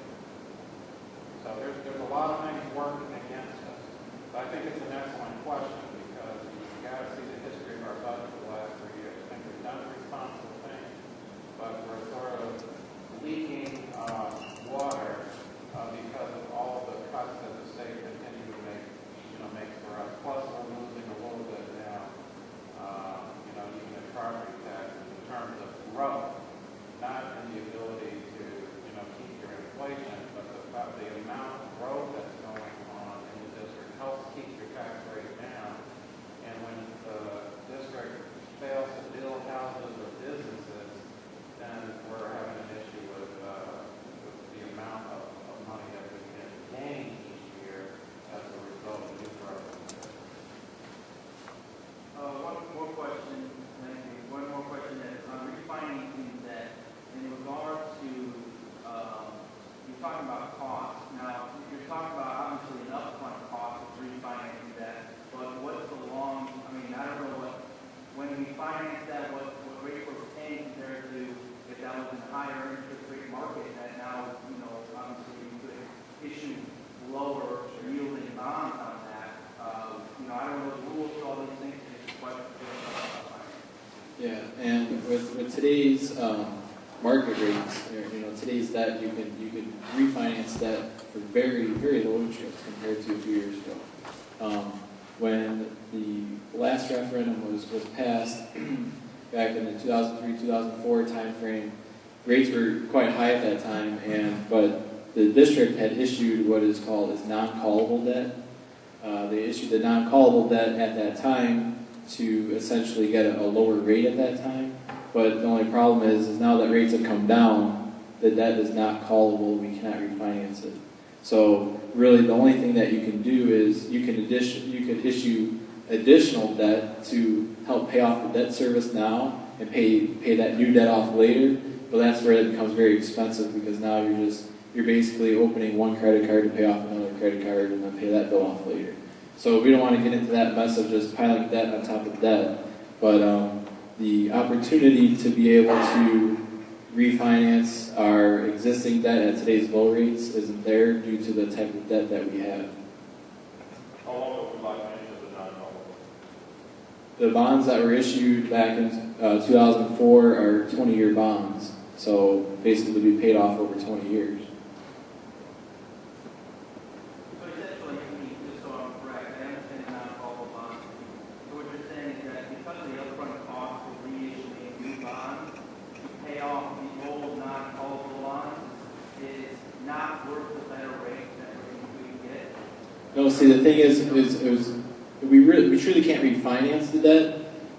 We could, in a true refinance situation, then you would refinance the debt. You would pay off all the old bonds and then get the new bonds and pay those new bonds off at the new lower rates.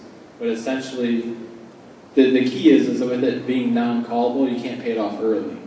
So that's where the problem is in terms of not being able to trade one debt payment for another. They're just stuck with the higher rate.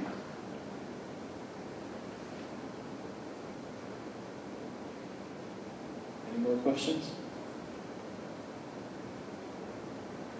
Okay. Well, that's our public hearing, and then the vote on the 2012 levy will be later on in the board meeting here.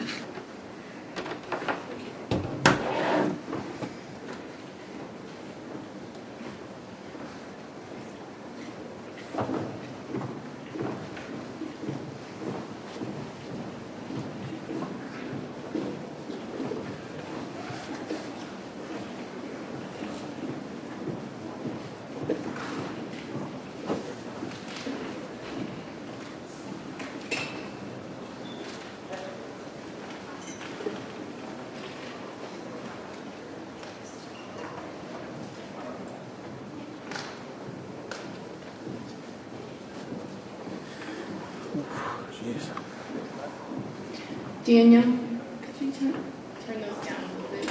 Sure. Thanks. Thank you. Are you good?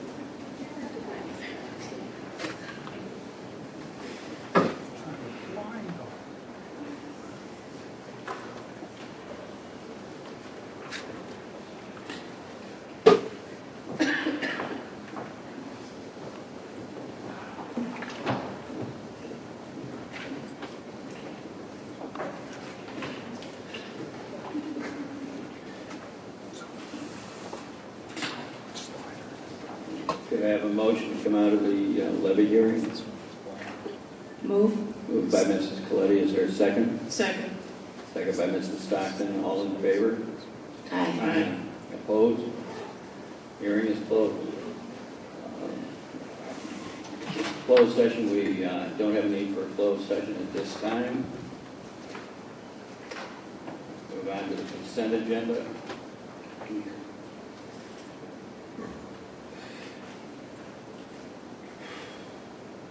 Could I have a motion to approve the consent agenda? Moved. Moved by Mrs. Stockton. Second?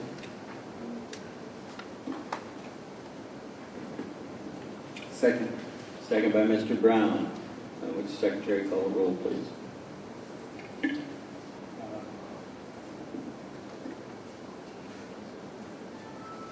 You could ask, are there any questions? Oh. Okay. Discussion on the consent agenda. Ms. Brown. Oh, I just threw it out there, so. It's been long. Anybody else?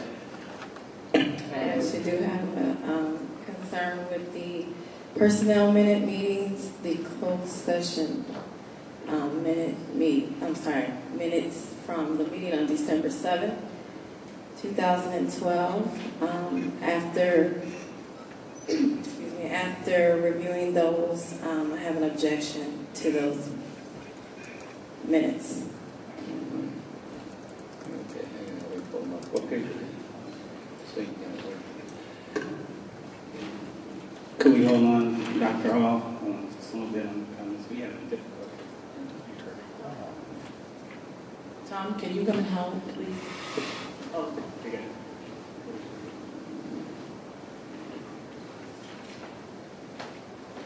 Page 42.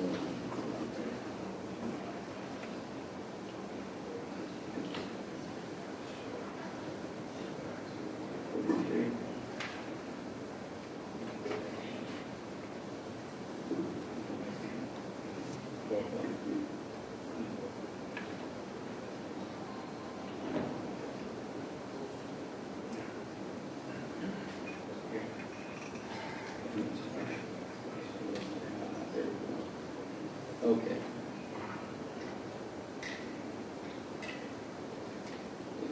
Did you have a correction? No, I have an issue with the fact that if you read through the minutes, there's no mentioning of anything board members stated. there's no mentioning throughout the entire document of anything that board members stated. And I was attended in that meeting, you as well as Mrs. Coletti. So there's no official account of anybody stating anything as a board member.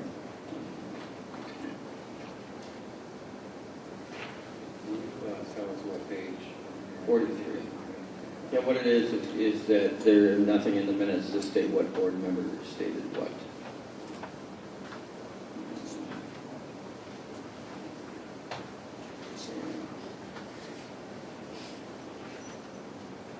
During the discussion. Concerning each issue.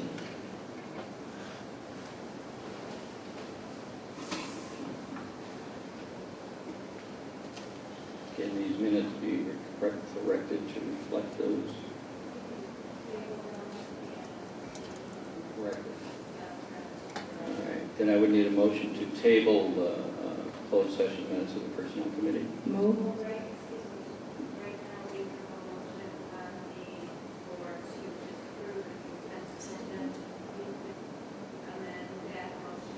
Okay, we'll amend it. Okay. Okay, then I need a motion to amend the approval of the consent agenda with the exclusion of the closed session of the Personnel Committee. Move. Move. Is there a second? Second. Second.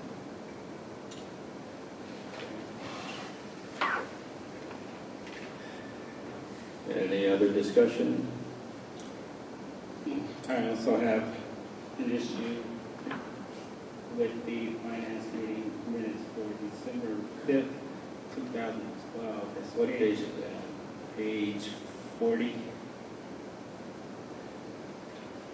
of 198.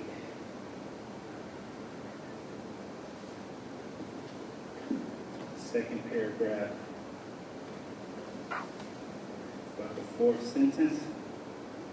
It says, Board Member Brown asked if the district knew that the boilers needed to be replaced.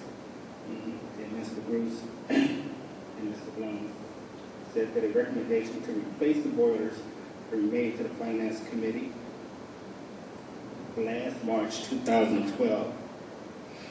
I would like to add more to that because I went back and looked at March 12, 2000 recommendation. I would like to put more verbiage in that, what that recommendation referred to. And it referred to have the boilers replaced in June, or I'm sorry, not June, but the year 2017. So it gave the impression from these minutes that we knew about it and we didn't do anything about it. That's how I take it. So we ran into failure. But if the recommendation was to take action on the replacement of the boiler, 2017, but yet one of the boilers fell just recently, so I would like the minutes to somehow reflect that, what March 2012 recommendation was. So Bob, I don't know if you want to take a look at that to verify that information. I think if it's okay with the board, we can also amend in the amendment to bring this back with that correction. Okay. We can do that. It's very easy to do. Okay. And that way Bob has a chance to look back at that March meeting, and if it is outlaid or outlined the way that you stated, we'll just put that in. That Sure. The recommendation for replacing the boiler was due for 2017. I'm good with that. Okay. Yes, sir. We're going to exclude the approval of these minutes also until we can bring the correction back, because I have no doubt that Mr. Brown is stating and giving an accurate statement, but I want us to just be able to check it so we can write it the right way. Anything else? Also with this, I'm noticing, I think there's one statement from Mr. Heisel and one from Mr. Brown. Are we not including what board members are stating now in these meetings? Because this is record, this is information that can be drawn on later. And I think it's very important to capture what the board members are stating. I think that's a discussion that we can either have in committee or at the end of this meeting in terms of how minutes, how board members would like minutes to be documented. Because, again, and I'm sure all board members understand this because I say it very respectfully, it's usually to hit the main points and to summarize the main points of the meeting. Yes, there are times where board members make some very key statements, and sometimes it becomes a judgment of who is taking the minutes. We can certainly state to the recording secretary, whoever it is that I would like for this to be in the minutes. But if we were to write down everything that a board member says, it would become a transcript, and there are some things that are major points, and there are some things that are just sort of clarifying conversation, but it could turn minutes into documents that could be 5, 6, 7, 8, 9 times 10 times the amount of pages that we have now. So I think it's something that needs to be discussed. I certainly hear what you're saying. It's just that I think that it has to be discussed as far as what is the will of the board in terms of what statements go into the minutes. Dr. I understand what you're saying also, but when you have minutes where there's no recount of what a board member has said, you cannot have a board meeting without board members. I hear you, so I'm not disagreeing. I just wanted to add to that. I mean, I've spoken with Carrie just recently, actually today, and I think not to beleaguer the conversation, but certainly I don't think it has to go into a lengthy, to capture the synopsis of what is stated, but it is so difficult that some of the things that you say a board member may feel is relevant. And I think I mentioned it a couple of weeks ago that when you say, let's just say a committee, as in the case of these particular minutes, has decided or has made a decision, then clearly who is that encompassing of? And that should be documented because it could be 1 or 2 people. There's a committee that there's a few people. So it should be, I think it even puts us out of some sense of boundaries when like Board Member Hall mentioned, in bringing back information. I think more than discuss it at a later point. I know in talking with Terry, she advised or just gave a prompt suggestion about if we mention something that states specifically for the record, then it most likely is going to be documented as such. And I found that to be pretty much the case if we make that statement, because, if I say something and or am for or against the process in a subcommittee, I certainly do want it to be documented as such. My reasoning, as we do, represent individuals. So I think it's important. I think that's important that, first of all, whether it's for the record or in the Personnel Committee, as you know, that there was, a board member that was very adamant about a certain position about something, and that board member may feel very strongly that that position needs to be stated, again, for the record when you look at the totality of the conversation. So, again, I'm not disagreeing with it. I just, I would want to hear, our input as to what exactly do we want to see, and we will try to accommodate that to make these minutes as accurate as possible as to how it reflects the tenor of the meeting. Anything else? If there's no further discussion, will the Secretary call the roll? Mrs. Coletti? Aye. Mrs. Sanders? Aye. Mrs. Stockton? Aye. Mr. Brown? No. Secretary, aye. President? Aye. Action reports.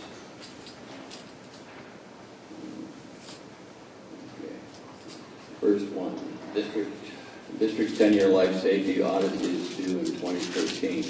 Healy Bender is the district's A&E firm that conducts the audit. With this state-required audit as being performed, Healy Bender can also conduct a facility study in the district that outlines in detail all of the buildings needs across the entire district. This study would be the foundation for all capital fund decisions moving forward. It's the recommendation of the Finance Committee that we approve this proposal for the audit. Can I have a motion, please? So moved. Moved by Mr. Brown. Is there a second?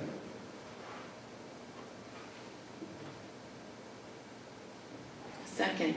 Second by Mrs. Coletti. All right, discussion on the issue.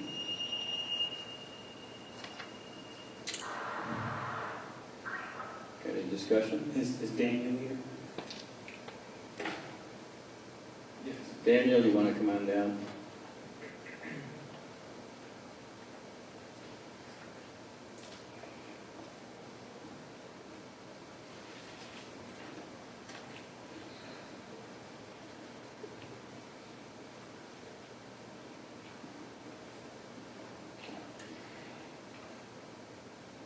Okay, I guess you can stay down there. Okay.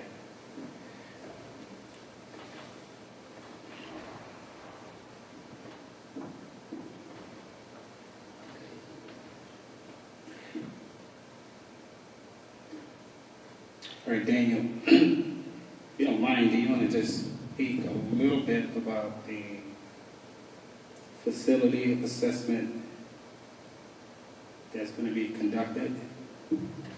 Can you not speak on that under this action item by Healy and Bender? And okay, go ahead, thank you. What the facility assessment is Healy and Bender and Associates will come down and do an assessment of our existing facilities, the mechanical and actually the architectural infrastructure to do an appraisal of the conditions as they are. And they will look at boilers, electrical infrastructure, plumbing infrastructure, roofs, windows, doors, masonry, and also give us their opinions on sidewalks and parking lots, all of the infrastructure. Okay, I understand the boilers that we are going to replace over in Gormaro School. It's going to be 2 boilers to replace the one that fell, right? Is that the option we're looking at? That's the recommendation that we're going to bring before the board. Okay. You need to understand that both of the boilers that currently are at Balmoral are circa 1960. Yeah. And they were both installed simultaneously. Okay, so we're talking about 50 years plus. So it just behooves us when they perform this assessment that they prioritize. Boilers are big ticket items. It's a big expenditure for the district. So when they conduct their assessment, if they can really prioritize and recommend per that prioritization that they utilize, would be a good thing to do, okay? I just recommend that. No problem. Okay. We've had general discussions in that direction already. Okay. Any other questions for Daniel? Okay, that's all I have. And Daniel, I just want to clarify, earlier the PTO obviously was here concerning their specific, the individual building, Crete Elementary. So just for the record, this assessment or this analyzed assessment of the properties would include obviously all the buildings and would give us some measure of feedback as to which direction, and can be obviously, it would be shared at our subsequent forums. It'll be prepared maybe by April or the first forums. What did you say? It'll probably be ready by February so that it can be shared with the community in March. That's cool. Yeah.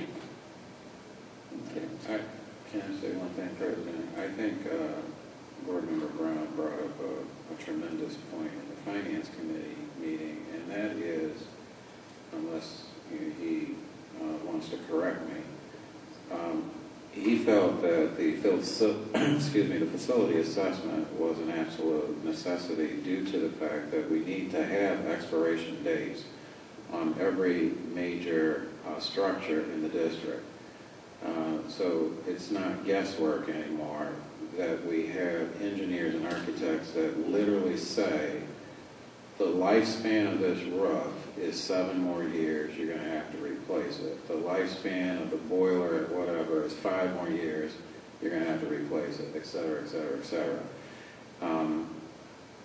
You can have a forum where everyone is just basically giving your opinion, and opinions are certainly welcome. But I do think we need to have information where the people who do this kind of work can also provide that information to use it in part to also educate our public about the true conditions of all of our facilities. I didn't say this to the young lady that spoke tonight, but I just want to say clearly we have been talking about making sure that in the long-range facility plans that we make sure that we put pre-elementary and its replacement in the plans. Now, whether that comes in its totality from the 23 million or it comes from a combination of things, it's definitely been talked about. I believe this board will support some form of that, but it's ultimately the board's decision. But we have talked about it, and my recommendation is it has to be in the plans because we have to do something about Crete Elementary. So I'll say it for the record. For the record.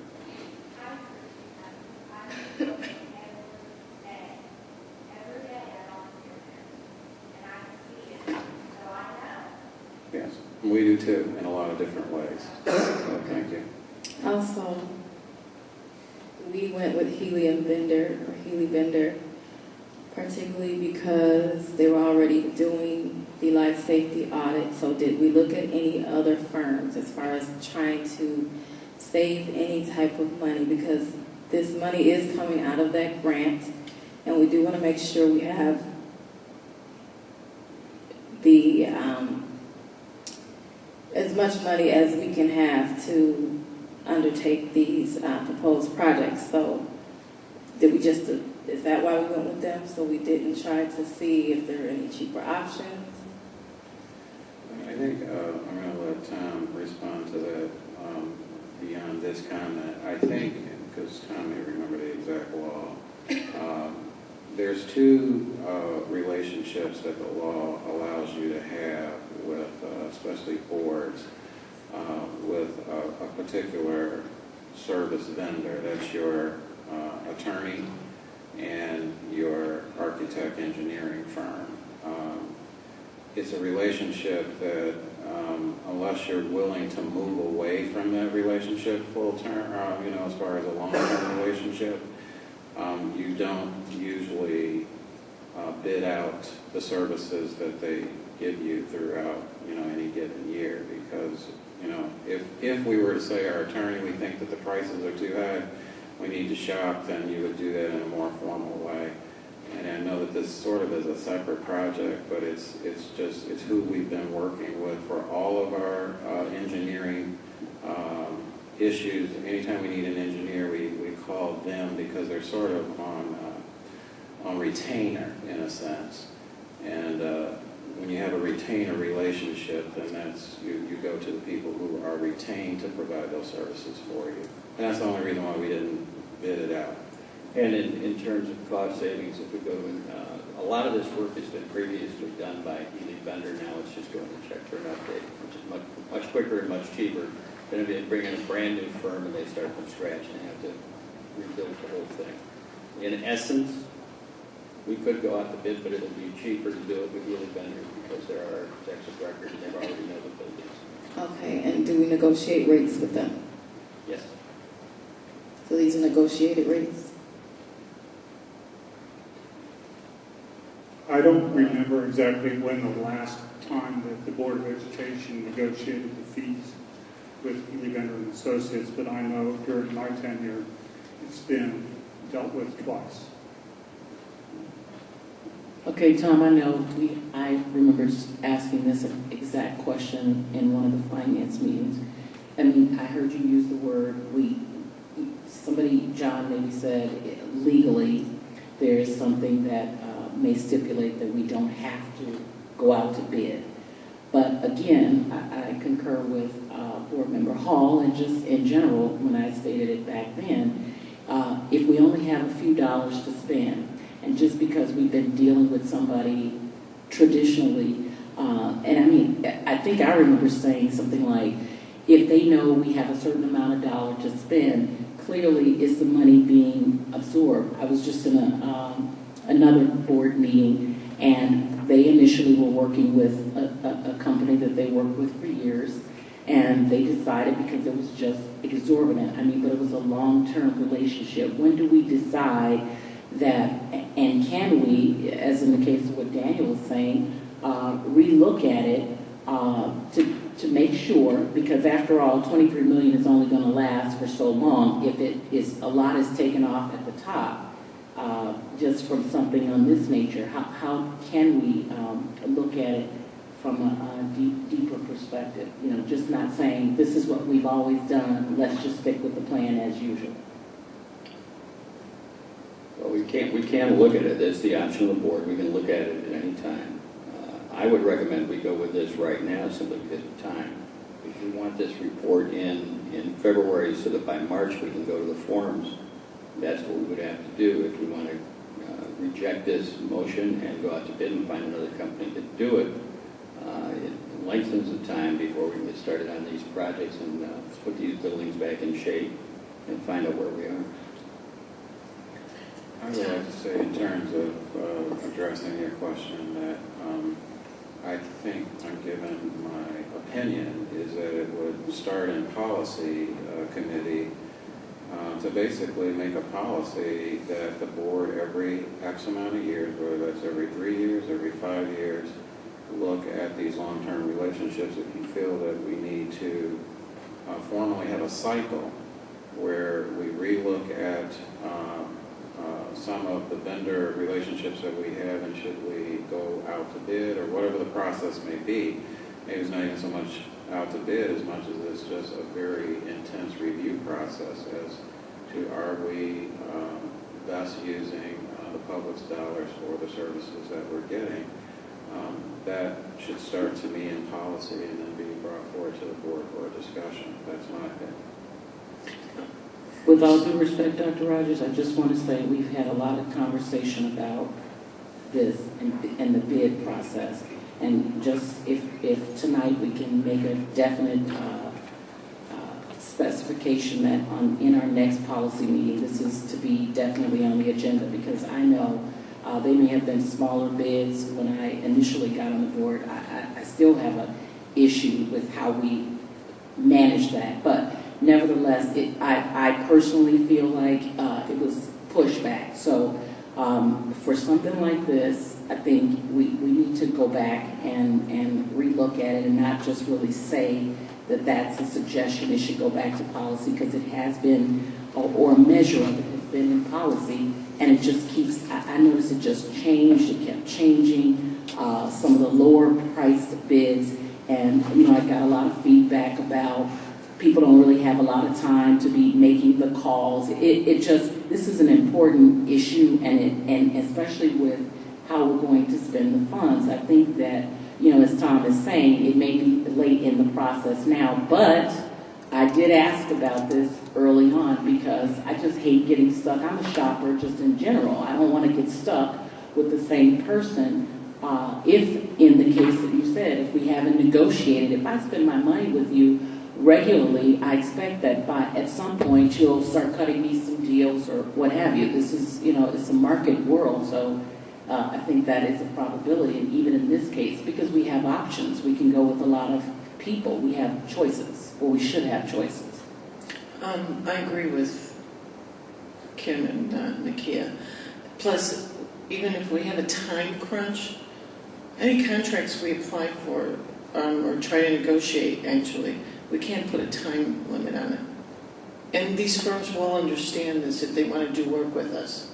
So I'm not I'm not fully 100% on board with their pricing right now.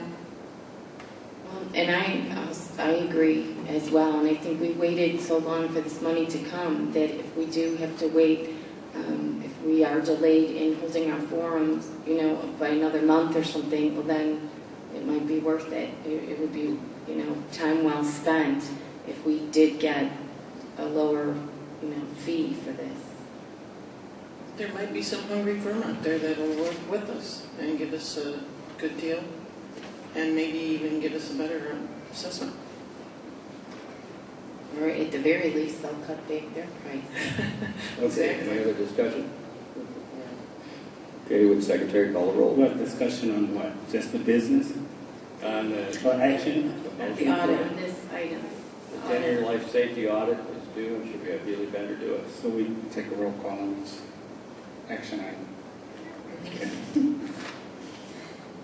Mrs. Sanders? Aye. Mrs. Stockton? To approve? Nay. Oh, to approve? Yeah. Oh, no, I'm sorry, nay. Yes, please, I apologize.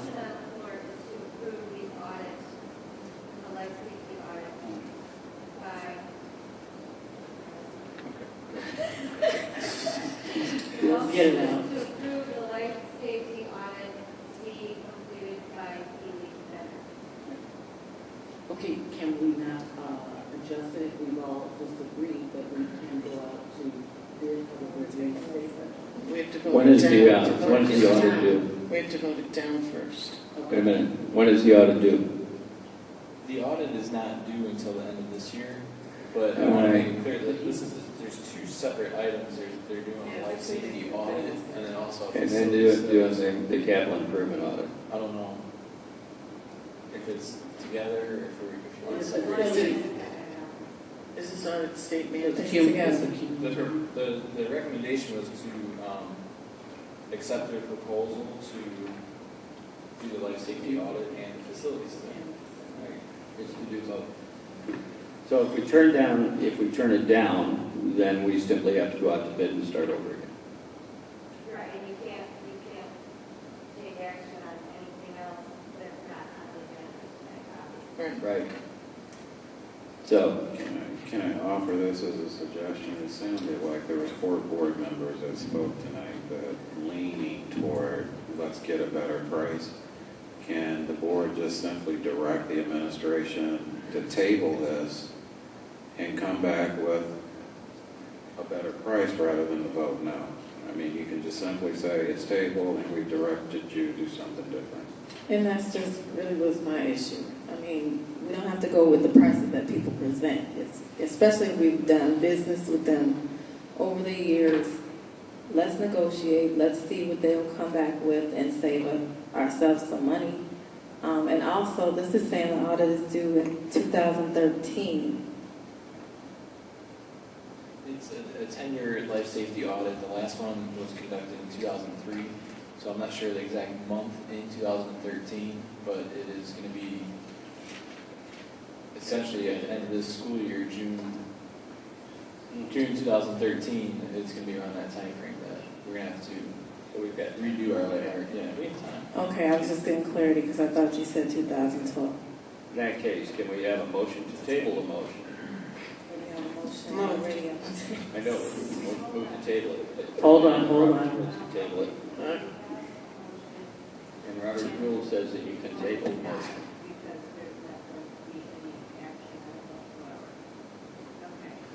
That's correct.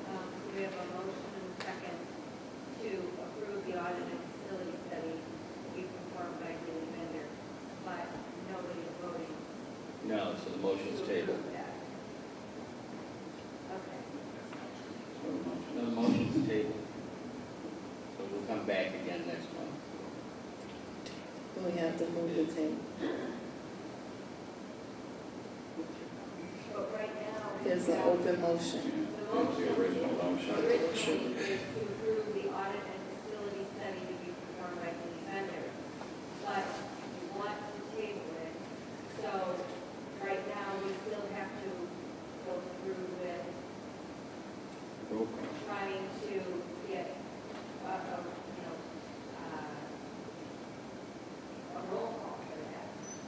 can you not rescind a motion? You can rescind. Okay, will the person who made the motion withdraw the motion? You need to. Rescind the motion.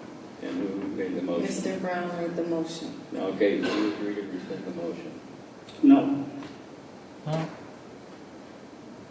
right, then we have to vote on it. All right. Please call the roll.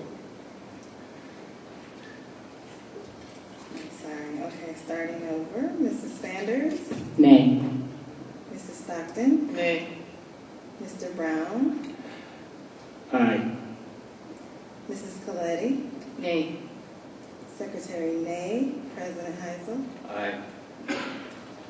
Okay, the motion is defeated. We're directing the administration to go out, renegotiate with Hewlett Bender, and send out some bids. The life safety audit and the audit on the facilities. Any other else? Okay. Independent contractor agreement. September 2012, the board approved the Heart That Smiles to provide dental services to district students at ELC and 6th grade center. This vendor has provided all the needed insurance background checks and copies of licenses. The district is proposing to expand the scope of their services to district-wide. The recommendation is to approve the attached independent contractor agreement with the Heart That Smiles. This is the same agreement previously approved in September 2012, except that this agreement specifies district-wide instead of just the Early Learning Center and the 6th grade center. Is there a motion to approve? Move. Moved by Mrs. Coletti. Is there a second? Second. Second by Mrs. Sanders. Discussion. I just want to ask, how has the information been communicated to the families that this service is available to them?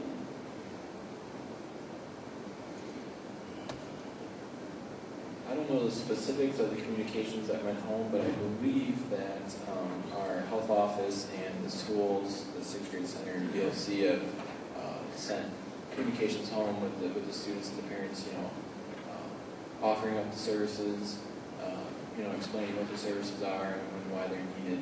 And then I know that parents are to sign up, permission slip type of, sign up to have the services provided. Okay, Bob, the only reason I asked that is because, maybe I just didn't get one in my packet. I'm just hoping that when we take action on something that we are aware of how the action is disseminated to the public. I haven't received anything. The first time I heard about this was, through this process. And I guess if it's ongoing and out there, and it gets a great service. Dental is expensive just in and of itself. So if we have something that would ease the burden of the taxpayers, surely not just to have it, but to communicate that it exists. I think you or somebody clarify or get clarity. Yeah, I can be sure to make sure that, especially if they're going to expand this to all the buildings, that there's a formal communication that goes on to all the parents. So, at least so when this was approved, this current contract was only available to the ELC and 6th grade students, correct? So those parents were notified. Yeah, I would have thought that, 6th grade center and ELC, I know I saw a report from the health office that they had served something like 40 students the other week or something like that. So I know, the process has been in motion. Services have been being provided. I heard back good reviews on how everything went.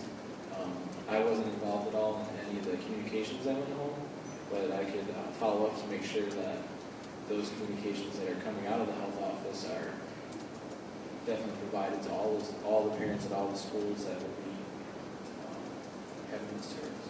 Bob, I'm sorry. I was going to make sure in the next, board report, board FYI, that I would just simply ask the health office to not only report how they're communicating, but give us samples of what letters or flyers were sent home, and to ask whether or not they're planning on just repeating, if it's been successful, are they planning on just repeating their communication action or plan to the other buildings? Tony? We were very happy and pleased with the services that we had received from this particular group. What we weren't happy with was the initial communication at the Early Learning Center, because the communication was sent just strictly home to with the students, with the little ones, and they may not have made it. So we had a conversation. I've spoken personally with the health department and, on looking at other ways of communicating, doing some things on the website and so forth. As Bob had stated, it was over 40 students that were served. That they had gotten the communications out and they had gotten that back to them at the 6th grade center. And so we're looking at, once it's continued, that we would have more students who are actively involved. Last year we did not, I believe the only building that we offered this to was at Monee Elementary. And so this year, this is one of the things that we're looking at doing is expanding it. And once it gets around and so forth, we're pretty positive that we'll have more parents taking advantage of the opportunity. We'll also make sure if we're not satisfied internally as far as central office, usually Tony and George usually monitors the health department, but we can certainly put our communication team in conjunction with their efforts to make sure that it gets broadcasted widely through all the means that we have available to us. So we'll, as I said, we'll give you an update in the next FOI.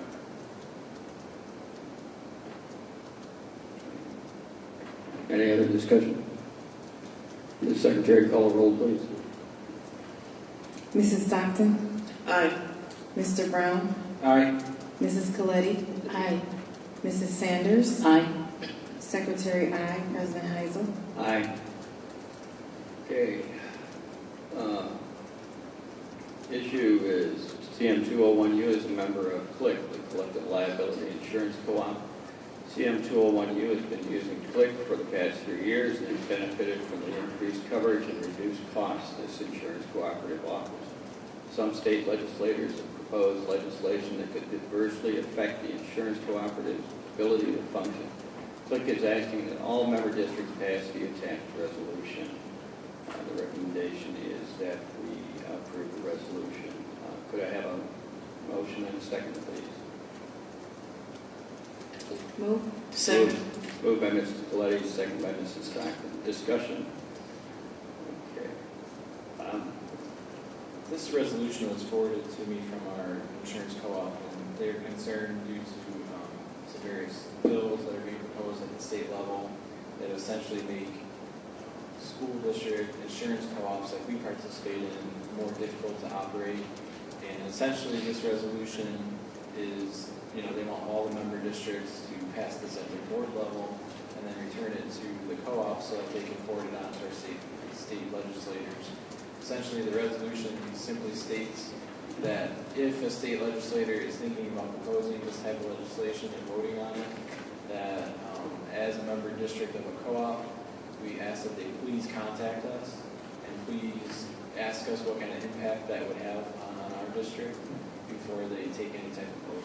So it's not really taking any stance either way. It's just saying if you're going to pursue this type of legislation, please contact the co-op, please contact the districts and talk to us about it first, just to try and get our word in before they go and pass something. Would this be related to any kind of insurance changes in terms of regulations? Mr. Agnew, you have some helpful information? I sure do. This is a really bad piece of legislation. The reason it's bad is because it allows people to jump back and forth in and out of group coverage, and that moves up everybody's ability to be underwritten properly. It's very, very bad for the groups like we're talking about. We're a member of Urban, we're actually involved with that. So you got this week, no notice, come back in 2 months from now, it's like a free fall.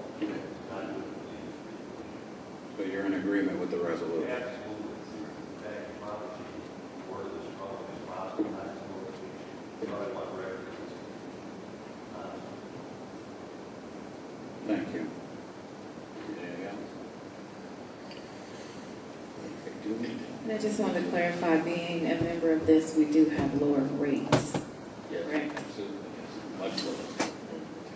Okay, Secretary, call the roll, please. Mr. Brown? Aye. Mrs. Coletti? Aye. Mrs. Sanders? Aye. Mrs. Stockton? Aye. Secretary, aye. President Heisel. Aye. Next issue is the annual tax levy, the district's largest. Oh, excuse me. Go ahead. You get my hearing aids, you know. Jeez, wait a minute.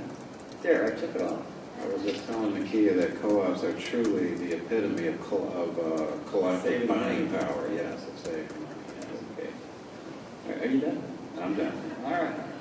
The annual tax levy is the district's largest revenue source at about 63% of operating revenue. The district is legally required to adopt the annual tax levy and file it with the Will County Clerk's office before the last Tuesday in December. That is December 25th. For those of you who could send it down with a red suit and a white beard. Approve the attached 2212. The recommendation is to approve the levy. Can I have a motion, please? Move. Moved by Mrs. Coletti. Is there a second? Second. Second by Mrs. Stockton. Any discussion? Yes, I have some concerns. I know that last month the tentative levy was passed unanimously. I myself reserve the right to give the opportunity first to review some more facts and some more inquiries that I made that concern me. As you know, historically, I've never voted for the tax levy and or the budget, and I'm still seeing difficulties in it as we speak tonight. Specifically, I want to ask, I think, was it November, October, I requested some information via the Freedom of Information Act concerning raises, increases. And I just want to know how, I heard a gentleman out there ask, with some excess funds and monies that we utilize, why we don't do more with what we have. I'm all for rewarding individuals for doing a good job in the process, but just considering the circumstances and the situations that we're in, these particular raises that I reviewed were in excess of 30%. Can you give me some clarity or guidance and direction in why we may put more burden on the taxpayers' back after having done something on this order? Well, the only thing I can say for sure is that all raises, and I believe you're talking about administrative raises, were within the 3% administrative budgeted raise limit. None of the raises were outside that. So there was a 3% bucket that we were allowed, that we voted to when we passed the budget, that said you have the raises as you deem fit. In this, we discussed them in open and in closed session, if I'm not mistaken. Okay. But at any rate, finish. Just one more point, is that we stayed within that 3% of the budget, and I understand what you're saying perfectly. But we did stay within that 3%. As long as we stayed within that, we were within the budget that we had passed. Okay, and when you state, and I want to make sure that I preface this for the record, if you will, when you ask for individuals to vote and want it to be collectively and sort of a team consensus for the budget, I know we had a workshop, we reviewed this budget line item. I don't recall a line item that specifically stated that. I hear you talking about the 3% cap. It just seems to me, again, and you say we talked about it. I know I reviewed it, that a discussion took place in a personnel committee meeting, which I understood we can't make a decision in a meeting, as such, I don't have any record that it was discussed with the full board. So everybody was not aware that this was something that was going to take place. Why was that? Well, it was always in the consent agenda. And in the agenda that you receive, all the salaries are listed in the board's packet. Okay, Tom, explain to me then just the definition in principle, what a raise would be that states administrative approved extra increase based on market rate proposal data. I don't ever recall that specifically being stated, and I just still, you're saying that it was stuffed somewhere and that's where you were supposed to look. You know, we reviewed the budget and there was a lot of contention and concern about even passing it as a whole. So I'm coming back again with the same concern. I went along with the tentative, hoping that somebody was going to explain this better, and I'm still looking for an explanation. I can't give you a better one than I already had. Okay, so we make decisions in committee, and I thought it was you who specifically said to me, no decision can be made. That decision was made by the board. Let me finish. That decision was made in a personnel committee meeting. It did not specify this dollar amount, so where did the dollar amount increase come from? How did it change? It was passed by the board in the consent agenda. Sorry, it had to have been. No, it doesn't have to have been, is what is to be suggested, so we were to go along with it, it's not. I mean, it's not. I'm not sure exactly. You talk about 30%. I know many of the board members spend numerous hours looking at line item per line item, trying to mitigate the expenses to the best of our ability to offset costs to the taxpayers. So, again, I was very detailed. I presented to the Finance Committee my findings of what I considered that things that we can do without this year, especially operating in a deficit budget. So, a 30% or whatever, I know we can't talk about specifics in this setting tonight, but I'm kind of disturbed by what I'm hearing. Leave it at that. Well, I want to chime in particularly because there was a letter that was sent to all board members, at least it was addressed to all board members, from someone. It was an anonymous letter sent to all board members. And me personally, I don't take things lightly, particularly when it comes to finances. This letter stated that we needed to look into the increases that were being given. I requested that information as well as a board member, particularly because it was brought to my attention through this letter. And I have to disagree with you, Tom. There was not just 3% raises. I myself saw 6%. I saw 29, whatever point. I don't know if that's the one Ms. Sanders is rounding off. That's exactly what I'm referring to in this No, I didn't information. say there were only 3% raises. I said the total administrative budget package called for 3% in raises. Not everybody received the same raise. The total package did not exceed 3%. And you're saying that the board approved these under the consent agenda, which we have known to, things to be stuck under the consent agenda because they're all approved at the same time. However, if you look on the line items of even the information that I requested, clarify the difference between a board-approved increase and an administrator-approved increase. Board approves them all. No, the board, well, why would the notification specify specifically those raises that we did approve? They say board-approved contract and or board-approved raise. There's a delineation between the two. One says that an administrator or someone have the authorization to approve the extra increases, not based on what you're speaking of, the 3% increase, but on something that says increase based on market rate proposal. And if it's the individuals I think you're talking about, I don't know for sure. Those were discussed in closed session. The board voted on it in open session. And they were administrative for various reasons, okay? Well, I'm And gonna primary reason was that these people deserved the raises they got. in the opinion of some.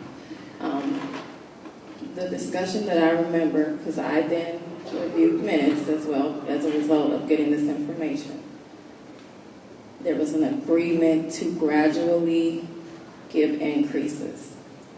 The increase that was given was not gradual, and it was above what was mentioned in this meeting.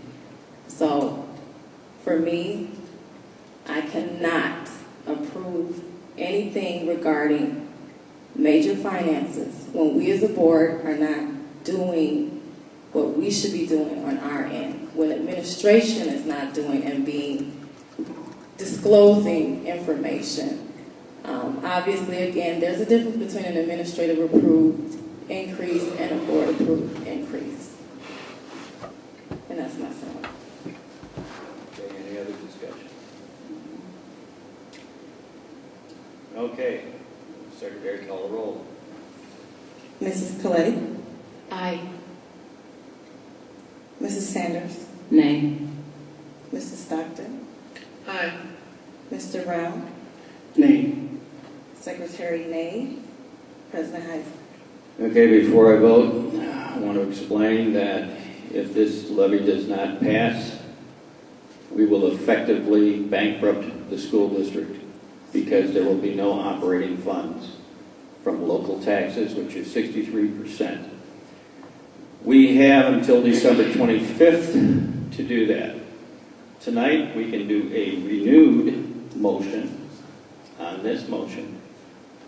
Take a look at it, make a reduction where you feel, or it could go on as it is, and if it is not passed, we have basically bankrupted the district.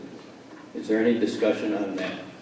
Only, Tom, that same scare tactic has been used. It is a necessity to trust the process. We've been talking about this, and when it doesn't happen, you're not going to get me to sign my name on the dotted line for anything that doesn't sit well with me. You're fine with it because I guess somehow you were involved in the conversation and understood it thoroughly to be what you're stating it is. So I'm still staying with what I've stated now. And Mr. President, I think we need clarity. I'm not sure exactly what Dr. Hall and Board Member Sanders were talking about specifically, but I think we need clarity on what the topic was. At least I do. All I'm saying is we can't deal with that right now. We I can deal agree. with it later. Excuse me. We can deal with I it just later. said I What agree. I'm saying is if we do not pass a levy, this district will not have any operating funds for fiscal 2012-13. We will not receive any local property taxes. Not an increase. We will simply receive no taxes. That, in effect, closes the district. And we as a board members have a duty to pass a viable, truthful levy. This is a viable and truthful levy. In your opinion. Yes, The you levy- know something else. You want to Tom- close the district, you close the district. That's exactly what will happen. From just a plain perspective, I don't have any financial background, nothing, but what we are discussing is the levy, and what the other three board members or two board members are discussing are budget issues. This has nothing to do with the budget right now. This is only dealing with the levy. The budget for all practical The budget purposes. is not No, discussed. the budget has a direct correlation No, it to the does tax not. levy. Yes, it does. not. Yes, It is it does. affecting the school My district, opinion, I'm not going to argue. but it does not affect the levy. Whatever your opinion there. Can I say this? I think that this issue, I'm aware from what I'm picking up from different things that are said tonight, this issue can certainly be brought to great clarity in closed session because of the fact that we're talking about specific individuals or an individual that may have a raise that exceeds a certain amount. Multiple individuals. We can talk about that in closed session. And then hopefully that will bring clarity to what has gone on, because what I will say is no one has come to me as superintendent to sit down to talk to me about it. No one has brought it to any of the committees, personnel or finance, to talk about it. And I'm just going to be honest, I have been told that there may be questions. I've never known what the questions were. I am aware of a Freedom of Information Act, but when I've asked exactly what is it that needs to be addressed, I have never been told, for the record, what the question is. And so for the record, Dr. Rogers, since I'm the one that requested the Freedom of Information Act, as a result of not being able to, you've known I've had this Freedom of Information Act since October 31st. You've not come to me and asked me, except by way of, first I was told it was approved and waived off and not really answered. I shouldn't have to beg for information. I shouldn't have had to go about it this way, and I shouldn't be receiving letters from people that know more information about what is happening with our district than us, who is supposed to be getting the information firsthand and being able to act upon it accordingly. So as far as asking you questions, you've known as well as I have, for me to ask, you know the information you gave me and that there was a concern with it. No, I did not know Okay, what the well, question then, but Mr. Heisel did, because I discussed it with the president, or President Pro Temp at the time, and was weighed down. Okay, but I just I'm wanted sure to- he communicated that information to you. He did And not. it was already stated that the levy probably would not pass by individuals, yet and still nobody approached people to talk about it as well. So it was on both. Okay, I'm going to vote aye for the levy. Okay. Okay, the motion has a 3-3 tie. The motion fails. I'm directing the superintendent to please notify the state of Illinois and Will County that the district has not passed a levy, and what the legal action is that will be taken by the state of Illinois and by Will County as a result.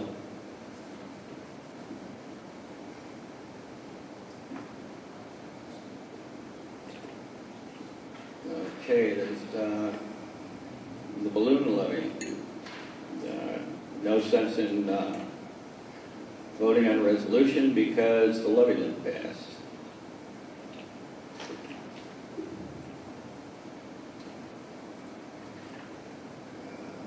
Okay, the district must account for the receipt of the Capital Development Board grant funds. Once accounted for, these funds must be placed into the appropriate funds and investment accounts. Mr. Cruz has prepared a report on how to distribute those funds and investments. Could I have a motion, please? To allow the business manager, the assistant superintendent for finance, to distribute the funds as he is recommending in his report. Is there a motion? Once again, I'll move. Okay, moved by Coletti. Is there a second? Second. Second by Stockman. Discussion. Bob? The Capital Development Board grant that we received needs to be accounted for. There's various options of how to account for that. My recommendation, based on the details I provided, is that $14.6 million be deposited into the education fund, $7 million into the operations and maintenance fund, and $2 million into the capital projects fund, with the intention of transferring money out of ed fund or O&M fund in the future to fund capital projects as they come due. However, the reason that I'm not recommending to deposit all the money into the capital projects fund is that once the money is placed into the capital projects fund, we cannot transfer it out back into operating funds. And based on our 5-year forecast and based on the risks that were documented, or actually will be presented to the board later in this board meeting and presented to the finance committee in terms of pension reform, states and cuts in state transportation and cuts in general state aid, and various issues that we've discussed in the past with our 5-year forecast, there may be a need to use some of this money towards operating needs. So, for example, if the state decides to prorate general state aid at a more aggressive level than they currently are, our deficit would grow, and we may need to use this money on an emergency basis. If the money is placed in the ed fund or O&M fund, the money is available for use. If it's placed in the capital projects fund, we would never be able to access that money for any emergency use. So the idea of depositing it in this manner would keep the fund balances below certain thresholds that would, if, like for example, if we put it all in the O&M fund, our O&M fund balance would be too high in the sense that there could be tax rate objections for that specific O&M fund, meaning if we have more than 3 years of expenses in any given fund, someone could object to that in terms of their taxes and say, well, you shouldn't be able to levy for any O&M funds because we already have 3 or 4 years of fund balances. So we wouldn't want to put it all into O&M, so I'm spreading it out a little bit into education fund, a little bit into O&M, and then the $2 million for capital projects, we're just depositing that so that we can pay for things like the facility study, the wetland credits that were contingent on receiving the money, and any of the immediate capital needs that we'll do later this summer.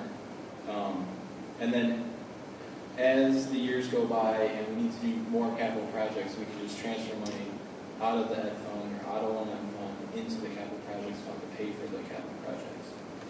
Also, as part of the proposal, I'm proposing that the $2 million be placed into the ISLAF, that's Illinois School District Liquid Asset Fund, for a short-term investment. Also, that we put $12 million of the money into a midterm investment, and I'm recommending CDs. Basically, through PMA, they can go out and purchase multiple CDs in $250,000 increments, so it's all FDIC insured, and we would have them mature at different times. The schedule that I'm proposing is that we have $3 million of funds mature annually, so that we can spend up to $3 million per year towards capital projects or emergency needs. We can change that amount. You can direct me to have $4 or $5 million mature annually or a less amount. But basically to say, let's put $12 million of the dollars into CDs to earn a higher rate of interest, and then have those mature when the time comes due. And then at a later date, the remaining $9.6 million, I'll have an additional proposal of how to invest those funds, probably in a longer term strategy for funds that may be needed 5 years from now and later. Those could be invested in longer term investments and earn even more interest. So yeah, the recommendation is to deposit the money into those 3 funds like I described, and then also to invest the money in terms of where to keep the money before it's spent. And then the attachment of the board report shows in more detail exactly the breakdown of all those numbers. And also I have just the same type of summary guidelines in terms of how we would envision spending this money slowly over time. So in the case of an emergency, we could access the funds and use it for emergency purposes if needed. But hopefully that's not needed, and we can use all the money towards our capital projects, which we know we have a list of capital projects beyond the $23 million.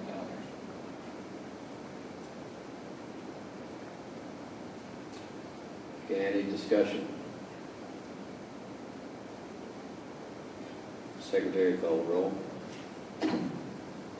Mrs. Coletti? Aye. Mrs. Sanders? Aye. Mrs. Stockton? Aye. Mr. Brown? Aye. Secretary, aye. President Heisel? Aye.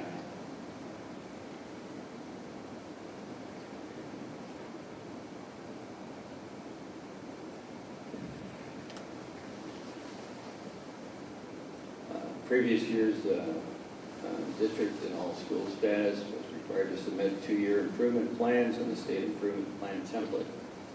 This year, the Illinois State Board of Education shifted all improvement planning to the Rising Star Improvement Model. All schools in the district are now required to engage in an annual continuous improvement plan that includes analyzing indicators and best practices, selecting focus indicators for the year, developing tasks for those indicators, and monitoring task implementation. So those indicators and tasks create the annual improvement plan under Rising Star.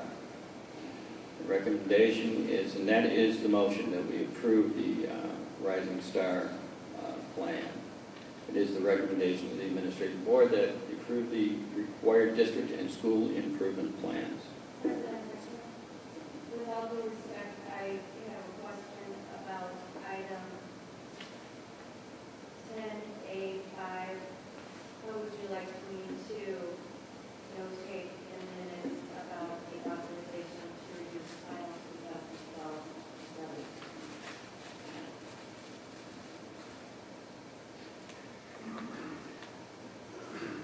It's moot because the levy didn't pass. Yeah, right. So, is there a motion to approve the school improvement plans? Moved. Moved by Mrs. Stockton. Second. By Mrs. Coletti. Discussion. Laura? Before you discuss, Laura, you get a chance, I guess I would call it global editing. There's quite a few typos and misspelled words. So you can talk about it, I can give you those if you want. So if we approve it, we need to approve it with the changes. That's fine. I only can get into the district plan, the way the new Rising Star model is set up. The principals have to actually go in, and so if there's any changes that need to be made, I'll have to have them go back and clean up any typographical errors or anything. So, but certainly we can do that. So, okay, I guess for the record, after you discuss, I can. And I can certainly look through them again and identify, where there's problems. I guess not an issue.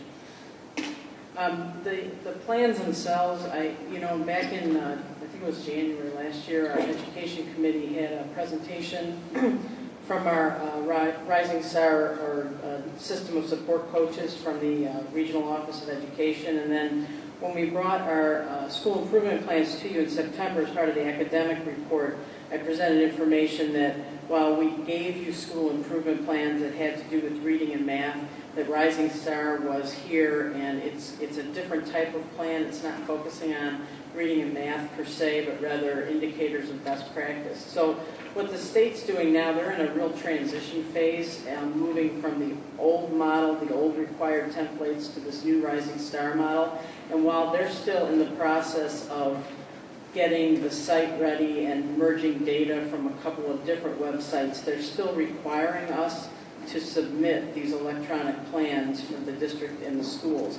But this year they're doing it on a modified basis, so the 4 or 5 pages that I gave you out of that huge template that we usually have to do, that's all they're actually requiring us to fill out. So rather than printing, giving you 50 pages per building, I just gave you the pertinent pages that we have to complete. And then those technically had to be submitted by last Friday, although we have an extension until our December board meeting. And it's really a process that we're learning more about, and as we're going through it and as we get further into it, I think our plans will get more refined and we'll have more discussions, because this is really now what school improvement and district improvement is going to be about, rather than what we've done in the past where it's been attached to specific subject areas. So it's a new thing, but what we need to do tonight is really more of just complying with the requests that the state has made of us, and getting those submitted.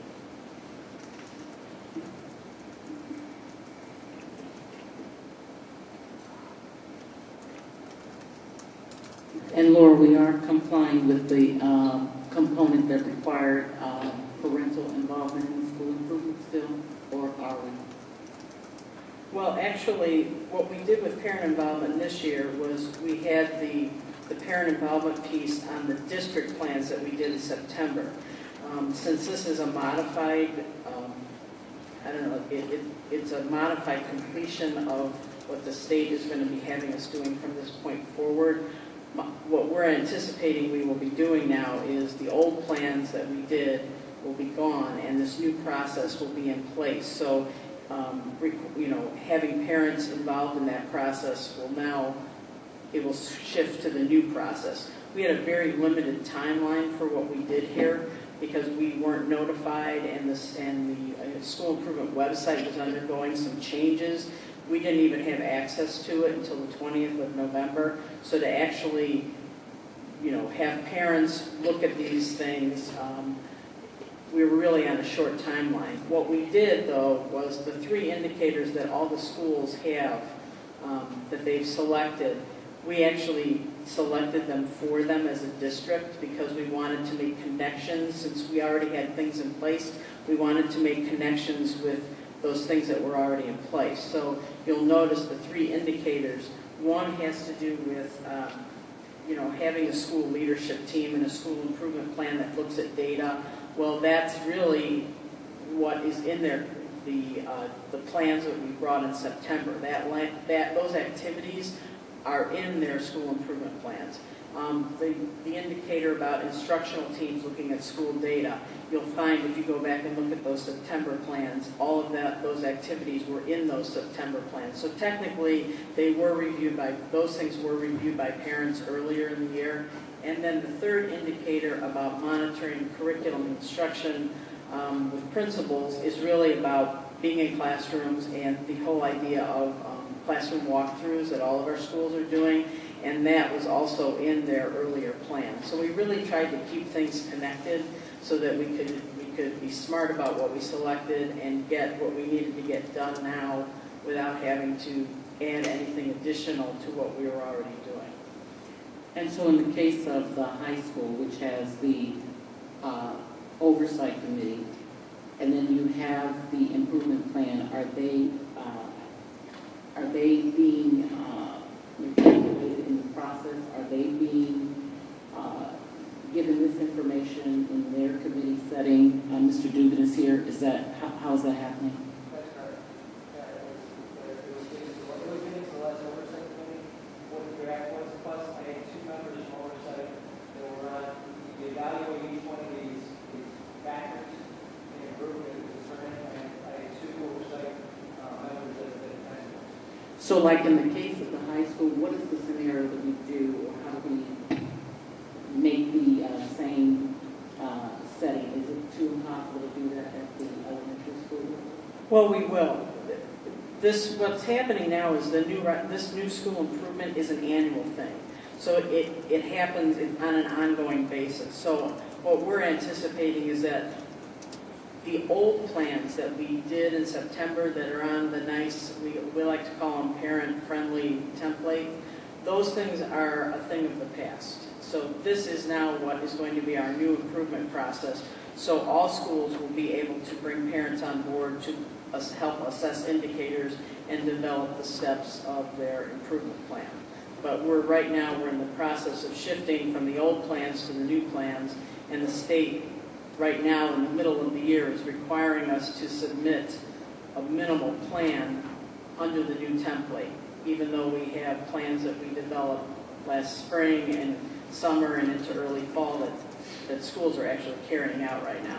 So right now schools are trying to do both things. They're trying to implement their original school improvement plan and comply with the requirements that the state has for this new model.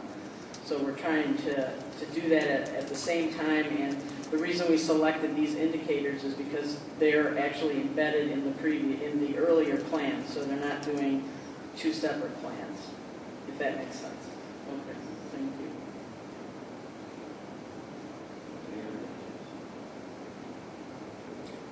Secretary, call the roll. Mrs. Sanders? Aye. Mrs. Stockton? Aye. Mr. Brown? Aye. Mrs. Coletti? Aye. Secretary, aye. President Heisel? Aye.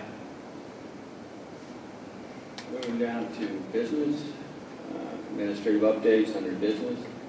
The Balmoral boiler has stopped functioning and needs to be replaced. Balmoral has 2 boilers, both original to the building at 52 years old. Balmoral will be able to heat the building temporarily with the 1 remaining boiler. However, the new boiler must be installed as soon as possible. Do I have a motion to do this? Moved by Mr. Brown. Is there a second? This is information. That's an update. We got to go out there. We got to get this done. It's not an action.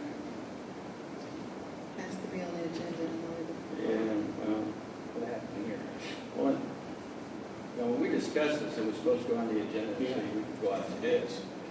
Well, I can explain. The boiler, we need to replace the boiler. What we did, the night of the finance committee meeting, what we said was that we should just go out and start collecting bids, write up the bid specs, collect proposals, get multiple bids, and then what will happen is at a later board meeting, ideally we possibly could have utilized the December 29th special board meeting that's already scheduled. However, I'm not sure if the bid can be completed by that date, but we'll certainly shoot for that. If we don't make that date, then we either have to wait till the January board meeting or call a special meeting in between those two dates.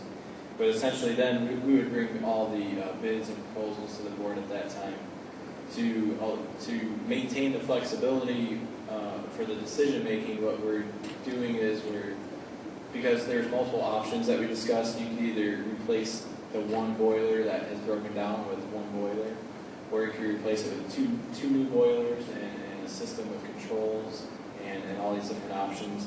So the bid specs that we're writing are set up in a way when we bring the proposal to the board, you have the option to select either one boiler, two boilers, if you want to add digital controls or not.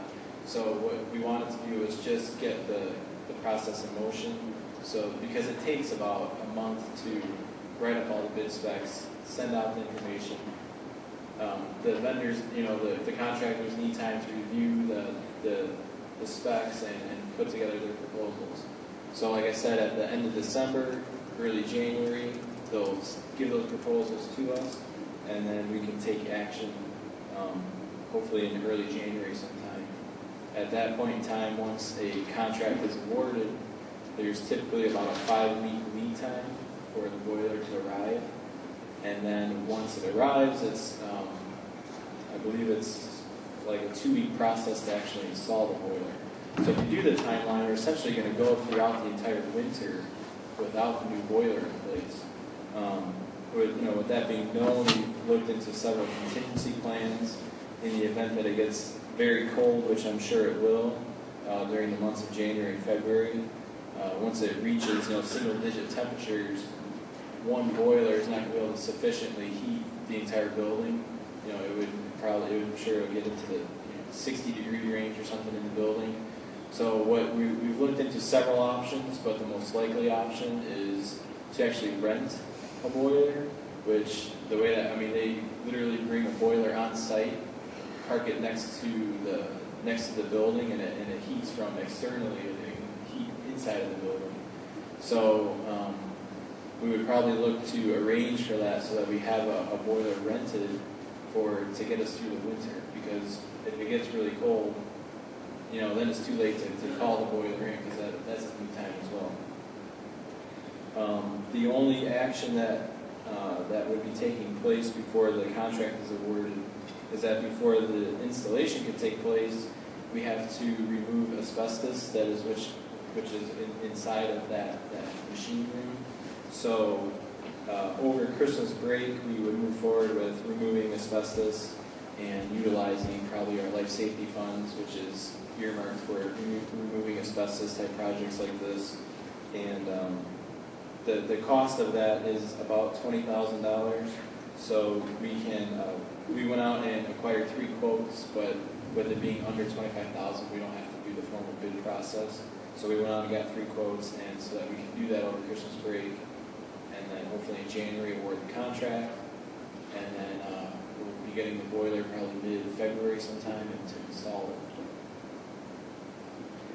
But this is not an action item. No, this was just to bring the board and the community up to speed with everything that's going on. And even though we've started the bid process, like I said, to get the process moving along, we won't actually bring an action item to the board until hopefully maybe the December 29th meeting. But if we don't have our proposals turned in by then, it would have to be a later board date.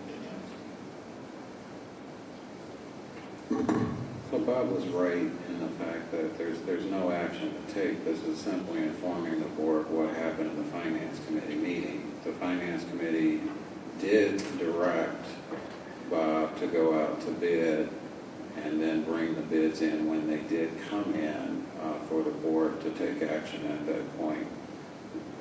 And so at this, and to go out to bid doesn't cost the board or anyone anything.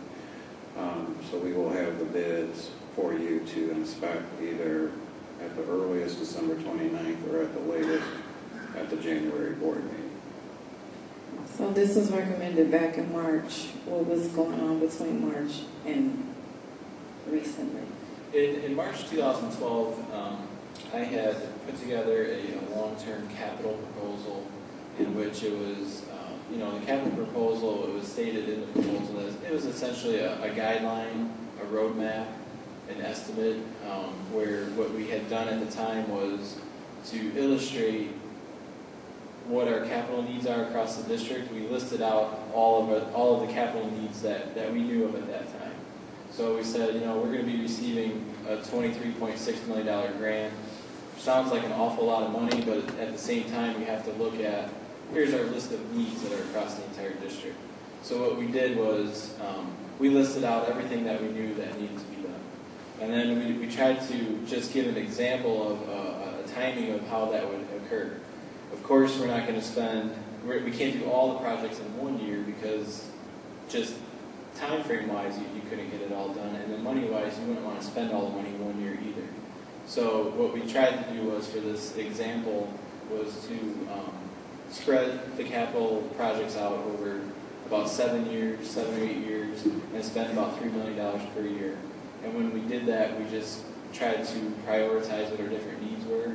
And the Balmoral boiler was identified as a need at the time. I think in the timing of the capital plan, it was, I believe, fiscal year 2017. We said we should replace that boiler. And then, at the end of the proposal, we basically said, this is the guideline. And of course, what we want to do is have a facility study, like we proposed earlier tonight, just to do a facility study to validate, verify all this information, and then at that time to establish, they would be able to tell us a better priority ranking of, maybe this should be a year sooner and this should be a year later. The priority of when we placed the items was based on, like I said, we were trying to time out about $3 million a year, and at the same time, logically look at, there's certain projects you can't do at the same time, and there's certain projects you have to do before other projects.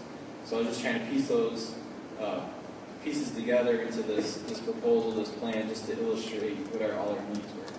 So there wasn't really, I wouldn't say that, at that time we were stating that we knew for sure this boiler is going to last until 2017. I mean, obviously, it was known as a need because it was so old.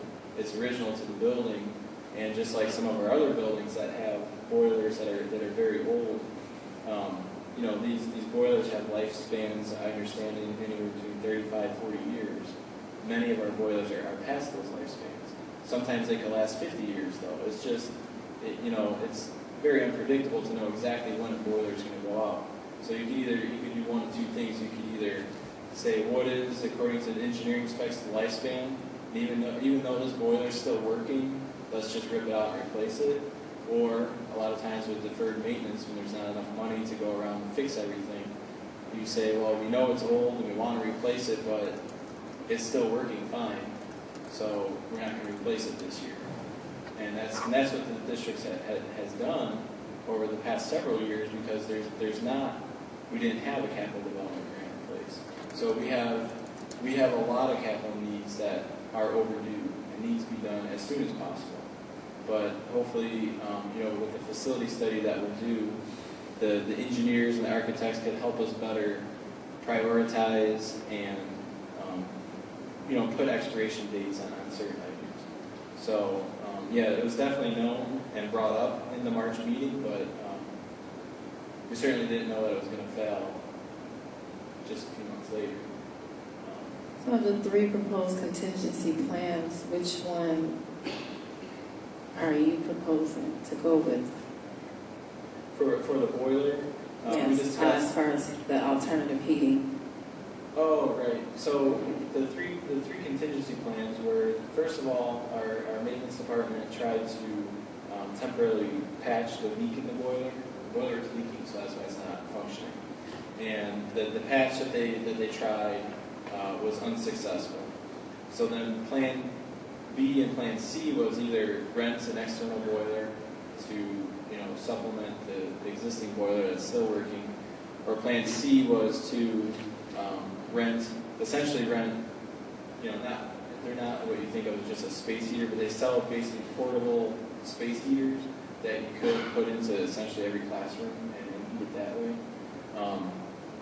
Logistically and just looking at it, we feel that probably the best option, even though it probably costs a little bit more money, is to rent the external boiler and heat the building in a more normal fashion in terms of you have two boilers functioning, heating the air, and you don't have space heaters and cords like this, throughout all the different classrooms and everything.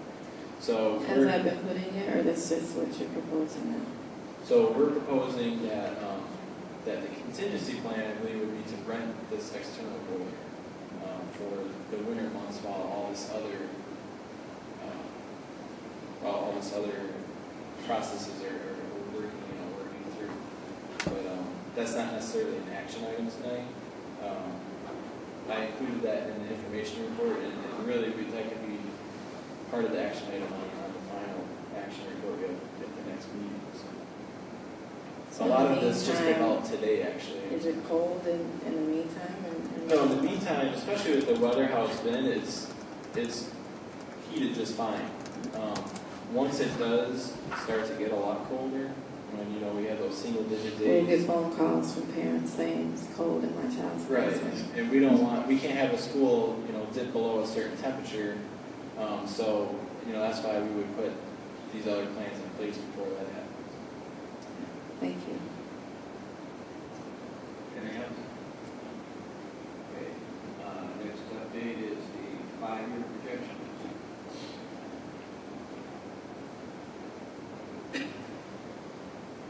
So we went through our 5-year projections at our finance committee meeting, and the base model, so basically what we do is we model out our 5-year projection. And then after that base is set, then we have various scenarios that we can run. If you just look at our base model, the budget is stabilizing and healthy long term. So that's what we've been showing in our previous 2 or 3 forecasts. We have current deficits right now, but there's certain things that we know will change in the future that will help change that. Despite over $4 million of state budget cuts as of today, the district's finances, like I said, long term are stable. We show that our budget will balance over the next 3 or 4 years. So this positive future trend is due to, like we discussed, the critical budget cuts that were made back in 2010 and 11, when we cut $5 or $6 million out of our operating budget, and since then have been very tight and secure over our budgets. We showed that was a good picture. We showed the trend line. We showed our budget balancing over the next few years. But then what I also presented was there's a whole list of risks that are out there that threaten that long-term positive outlook. So even though many of the risks are not necessarily imminent as of today, for example, we know they're going to reform the state pension system. We know that they're going to pass much of the cost onto the local school districts. They haven't passed the bill yet, but we know they're going to pass it. And at the same time, there's a lot of critical needs in the district that must be prioritized, and obviously we want to address all those needs, but basically what we're saying is that we need to minimize those until conditions stabilize into the future.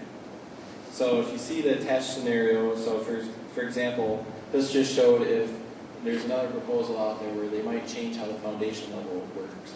So currently they set it at $6,119, and then they prorate it to us by 89%. What they're proposing is, let's stop prorating it, give them the full 100%, but lower the foundation level down back to like $5,500. If they're to do that one change, that could cost us up to $4 million a year. So like I said, we have a strong forecast the way everything's working right now, but one change like that happens, and all of a sudden you see the financial, future just basically trending downwards with large deficits. So we're well positioned right now with our fund balances. We have a good fund balance. We have all these capital funds that we just received that, in the way that we're depositing them, we can use them for emergency purposes if needed. We have that $15 million of working cash that's authorized that we can sell if we need to. So we're well positioned for all these significant, serious risks that are laying, within a year from now. But even though that's the case, we're stating, in this information report that great caution should be taken until this financial storm passes, and current services should be maintained. However, new increases should be minimized and delayed as long as possible. And then within the board report, all the different assumptions are documented. We went through all the assumptions with the finance committee. For example, one assumption that we updated was we assumed that the state would prorate general state aid at a much lower level, because it's just with all the talks that we hear, they're going to have to cut back significantly. And then there's different assumptions built throughout here. And then in the board report, you'll see I have the list of risks that we're talking about. So these are the things that we're keeping our eye on. And it's because of these risks is why we have to move forward so cautiously. We have a good fund balance now, but it's not the time to be adding a lot of programs or costs, because things could change drastically within a year or two. So until we know how these things are going to turn out that I've listed here, we should just kind of stay the course and hope that many of these don't happen. And if they do, I've provided in here just once again a guideline and an example of how you would proceed. So to say, well, what is our plan if all these things go wrong? What do we do? Is there a plan? And essentially there is a plan. The first thing you would do if all of a sudden we experience all these additional cuts is number one, we would eliminate or delay some of the planned new budget additions that are built into the forecast. So we have this forecast and we've already built in new things that we're going to add. If these terrible cuts come down to us, that's the first thing you would want to eliminate, because that's something new, so you would take that out. Then the next thing would be you would use your projected future surpluses. So like I said, in the base model, it looks like 3 or 4 years from now we have $1 or $2 million surplus. Obviously, you'd be using that up because now you have all these cuts. Now you're going to be back to like maybe a break-even budget. Beyond that, the next step would probably be to sell some of that $15 million working cash bonds. So that's what that is there for. That was the insurance policy. That's why the board authorized that $15 million. And if it comes down to it, you can access that money to use it. Only after doing that would you then probably move on to these capital development board funds that we have. Obviously, we don't want to spend all those on operating costs, but if we're in a severe emergency, we can use that money, and you just have to delay or cancel some of the capital projects that we plan. And then at that point, you would just basically then have to start spending down fund balances or eliminating existing costs. So, that would be the priority that I would recommend in terms of what would be the next steps if all these risks come true, like general state being cut, TRS pension reform. But, like I said, it's a guideline, it's an information report. It's just information for the board to be aware of and then, use that towards your decision making and the different decisions you have to make. So if you have any questions on the 5-year forecast, I can go into it with more detail. Well, I just want to speak to 2 points in your summary, actually the last 2 points, where you say great caution should be taken until the financial storm passes, as well as current services should be maintained, however, new increases should be minimized and delayed as long as possible, which I think those are great points to make. And again, just making me think about my decision on the levy today. A couple months ago, we passed a budget where I abstained from that vote simply because last minute information given. There was questioning whether certain cuts were represented in the budget that night. So not being able to make a clear decision because as a board member, not feeling like I got the clear information I needed to get. And again, going into a levy, again, how can I make a positive vote for a levy if those concerns still remain and we are giving increases when we're telling people we don't have any money? But for me, those last 2 points really hit home. I think the taxpayers give us a responsibility to be fiscally responsible over the district's money. And I just hope that some of these points that you've made on here, we do stick to and we do abide by.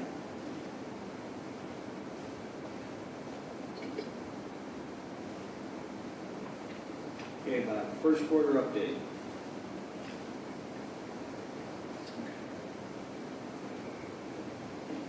Our first quarter budget report is enclosed. It essentially shows, it's very hard to judge the progress of a budget just after the first quarter, especially because it doesn't reflect, you would think, well, we should be 25% into the year in terms of expenses and revenues, but that's not really how it works. We collect a lot of revenue at the end of the year and so on, but basically, if you look at our FY12 budget, our expenditure budget was 99% accurate. We had spent 1% less than what we had budgeted. And for FY13, our expenditures are all tracking according to plan. And for our FY12 revenue budget, that was also 99% accurate. We had collected 1% more than we budgeted. And for FY13, our revenues are tracking according to plan. The state has paid all of its FY12 obligations to the district as of December 2012. And the state currently owes the district $1.4 million of current year funding that is past due.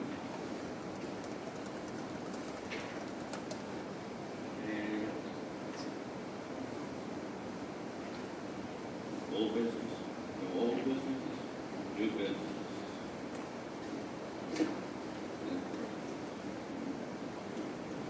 We need to set an education committee date. We promised that we would have one mid-year to go over certain data points as it relates to the academic progress of our students. Chairman Hall has sent me and Laura a list of topics that she would like to see addressed, and we in turn want to give her a set of topics to sort of add to that list if she approves of it, but we'd like to set the meeting tonight, if that's possible. Yeah, I think we said either end of January or beginning of February.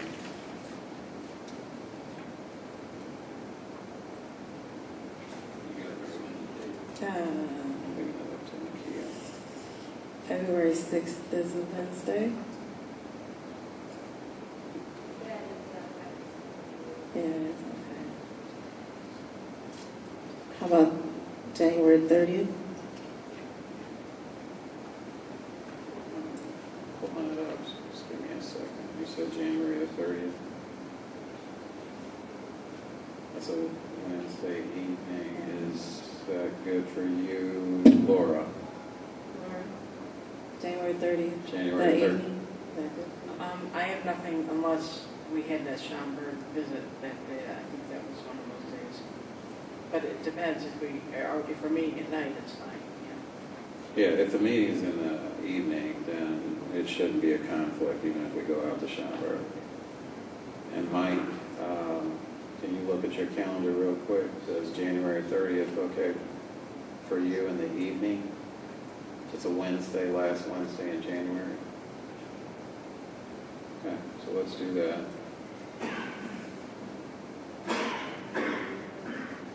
Is it 6:30, Nikki? Would you like it to be 6:30? Yes. Okay. Who else was on the committee? Maurice. That work for you? 6:30. And on also, I would just like to say now that we will need a personnel committee in January. But since the first Friday, we're still on winter break, I want to know if the chairperson and the committee members would, the next Friday, which would be January the 11th, work. Okay. Nancy, can you make it? Nakia, can you Yes. make it?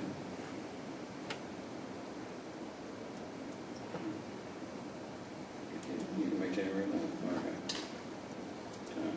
We'll probably just have to have it without you because we really need to have it on that day.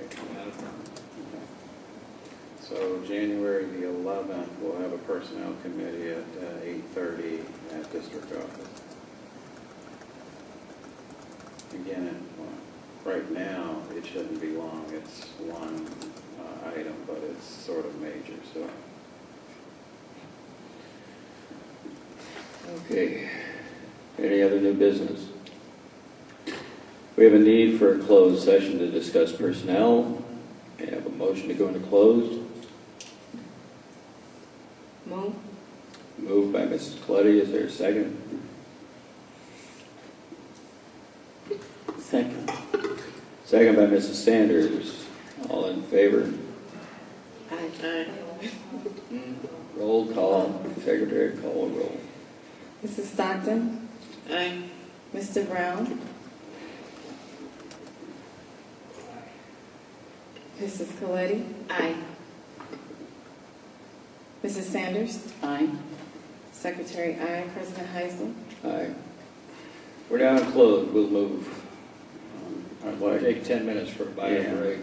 And I want Dr. Addison to be with me in closed session. Okay. And Mike, I'll talk to you in a few minutes. I'd like you to stay if you're willing to.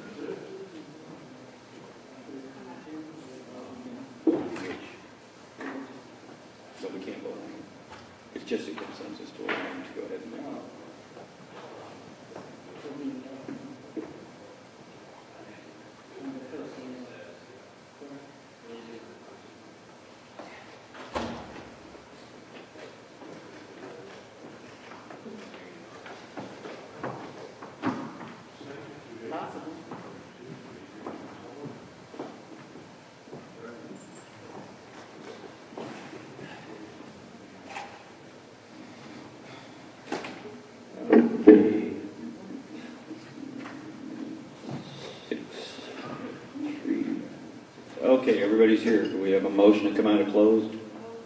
Moved by Coletti, second. Second by Stockton. All in favor? Aye. Motion to adjourn.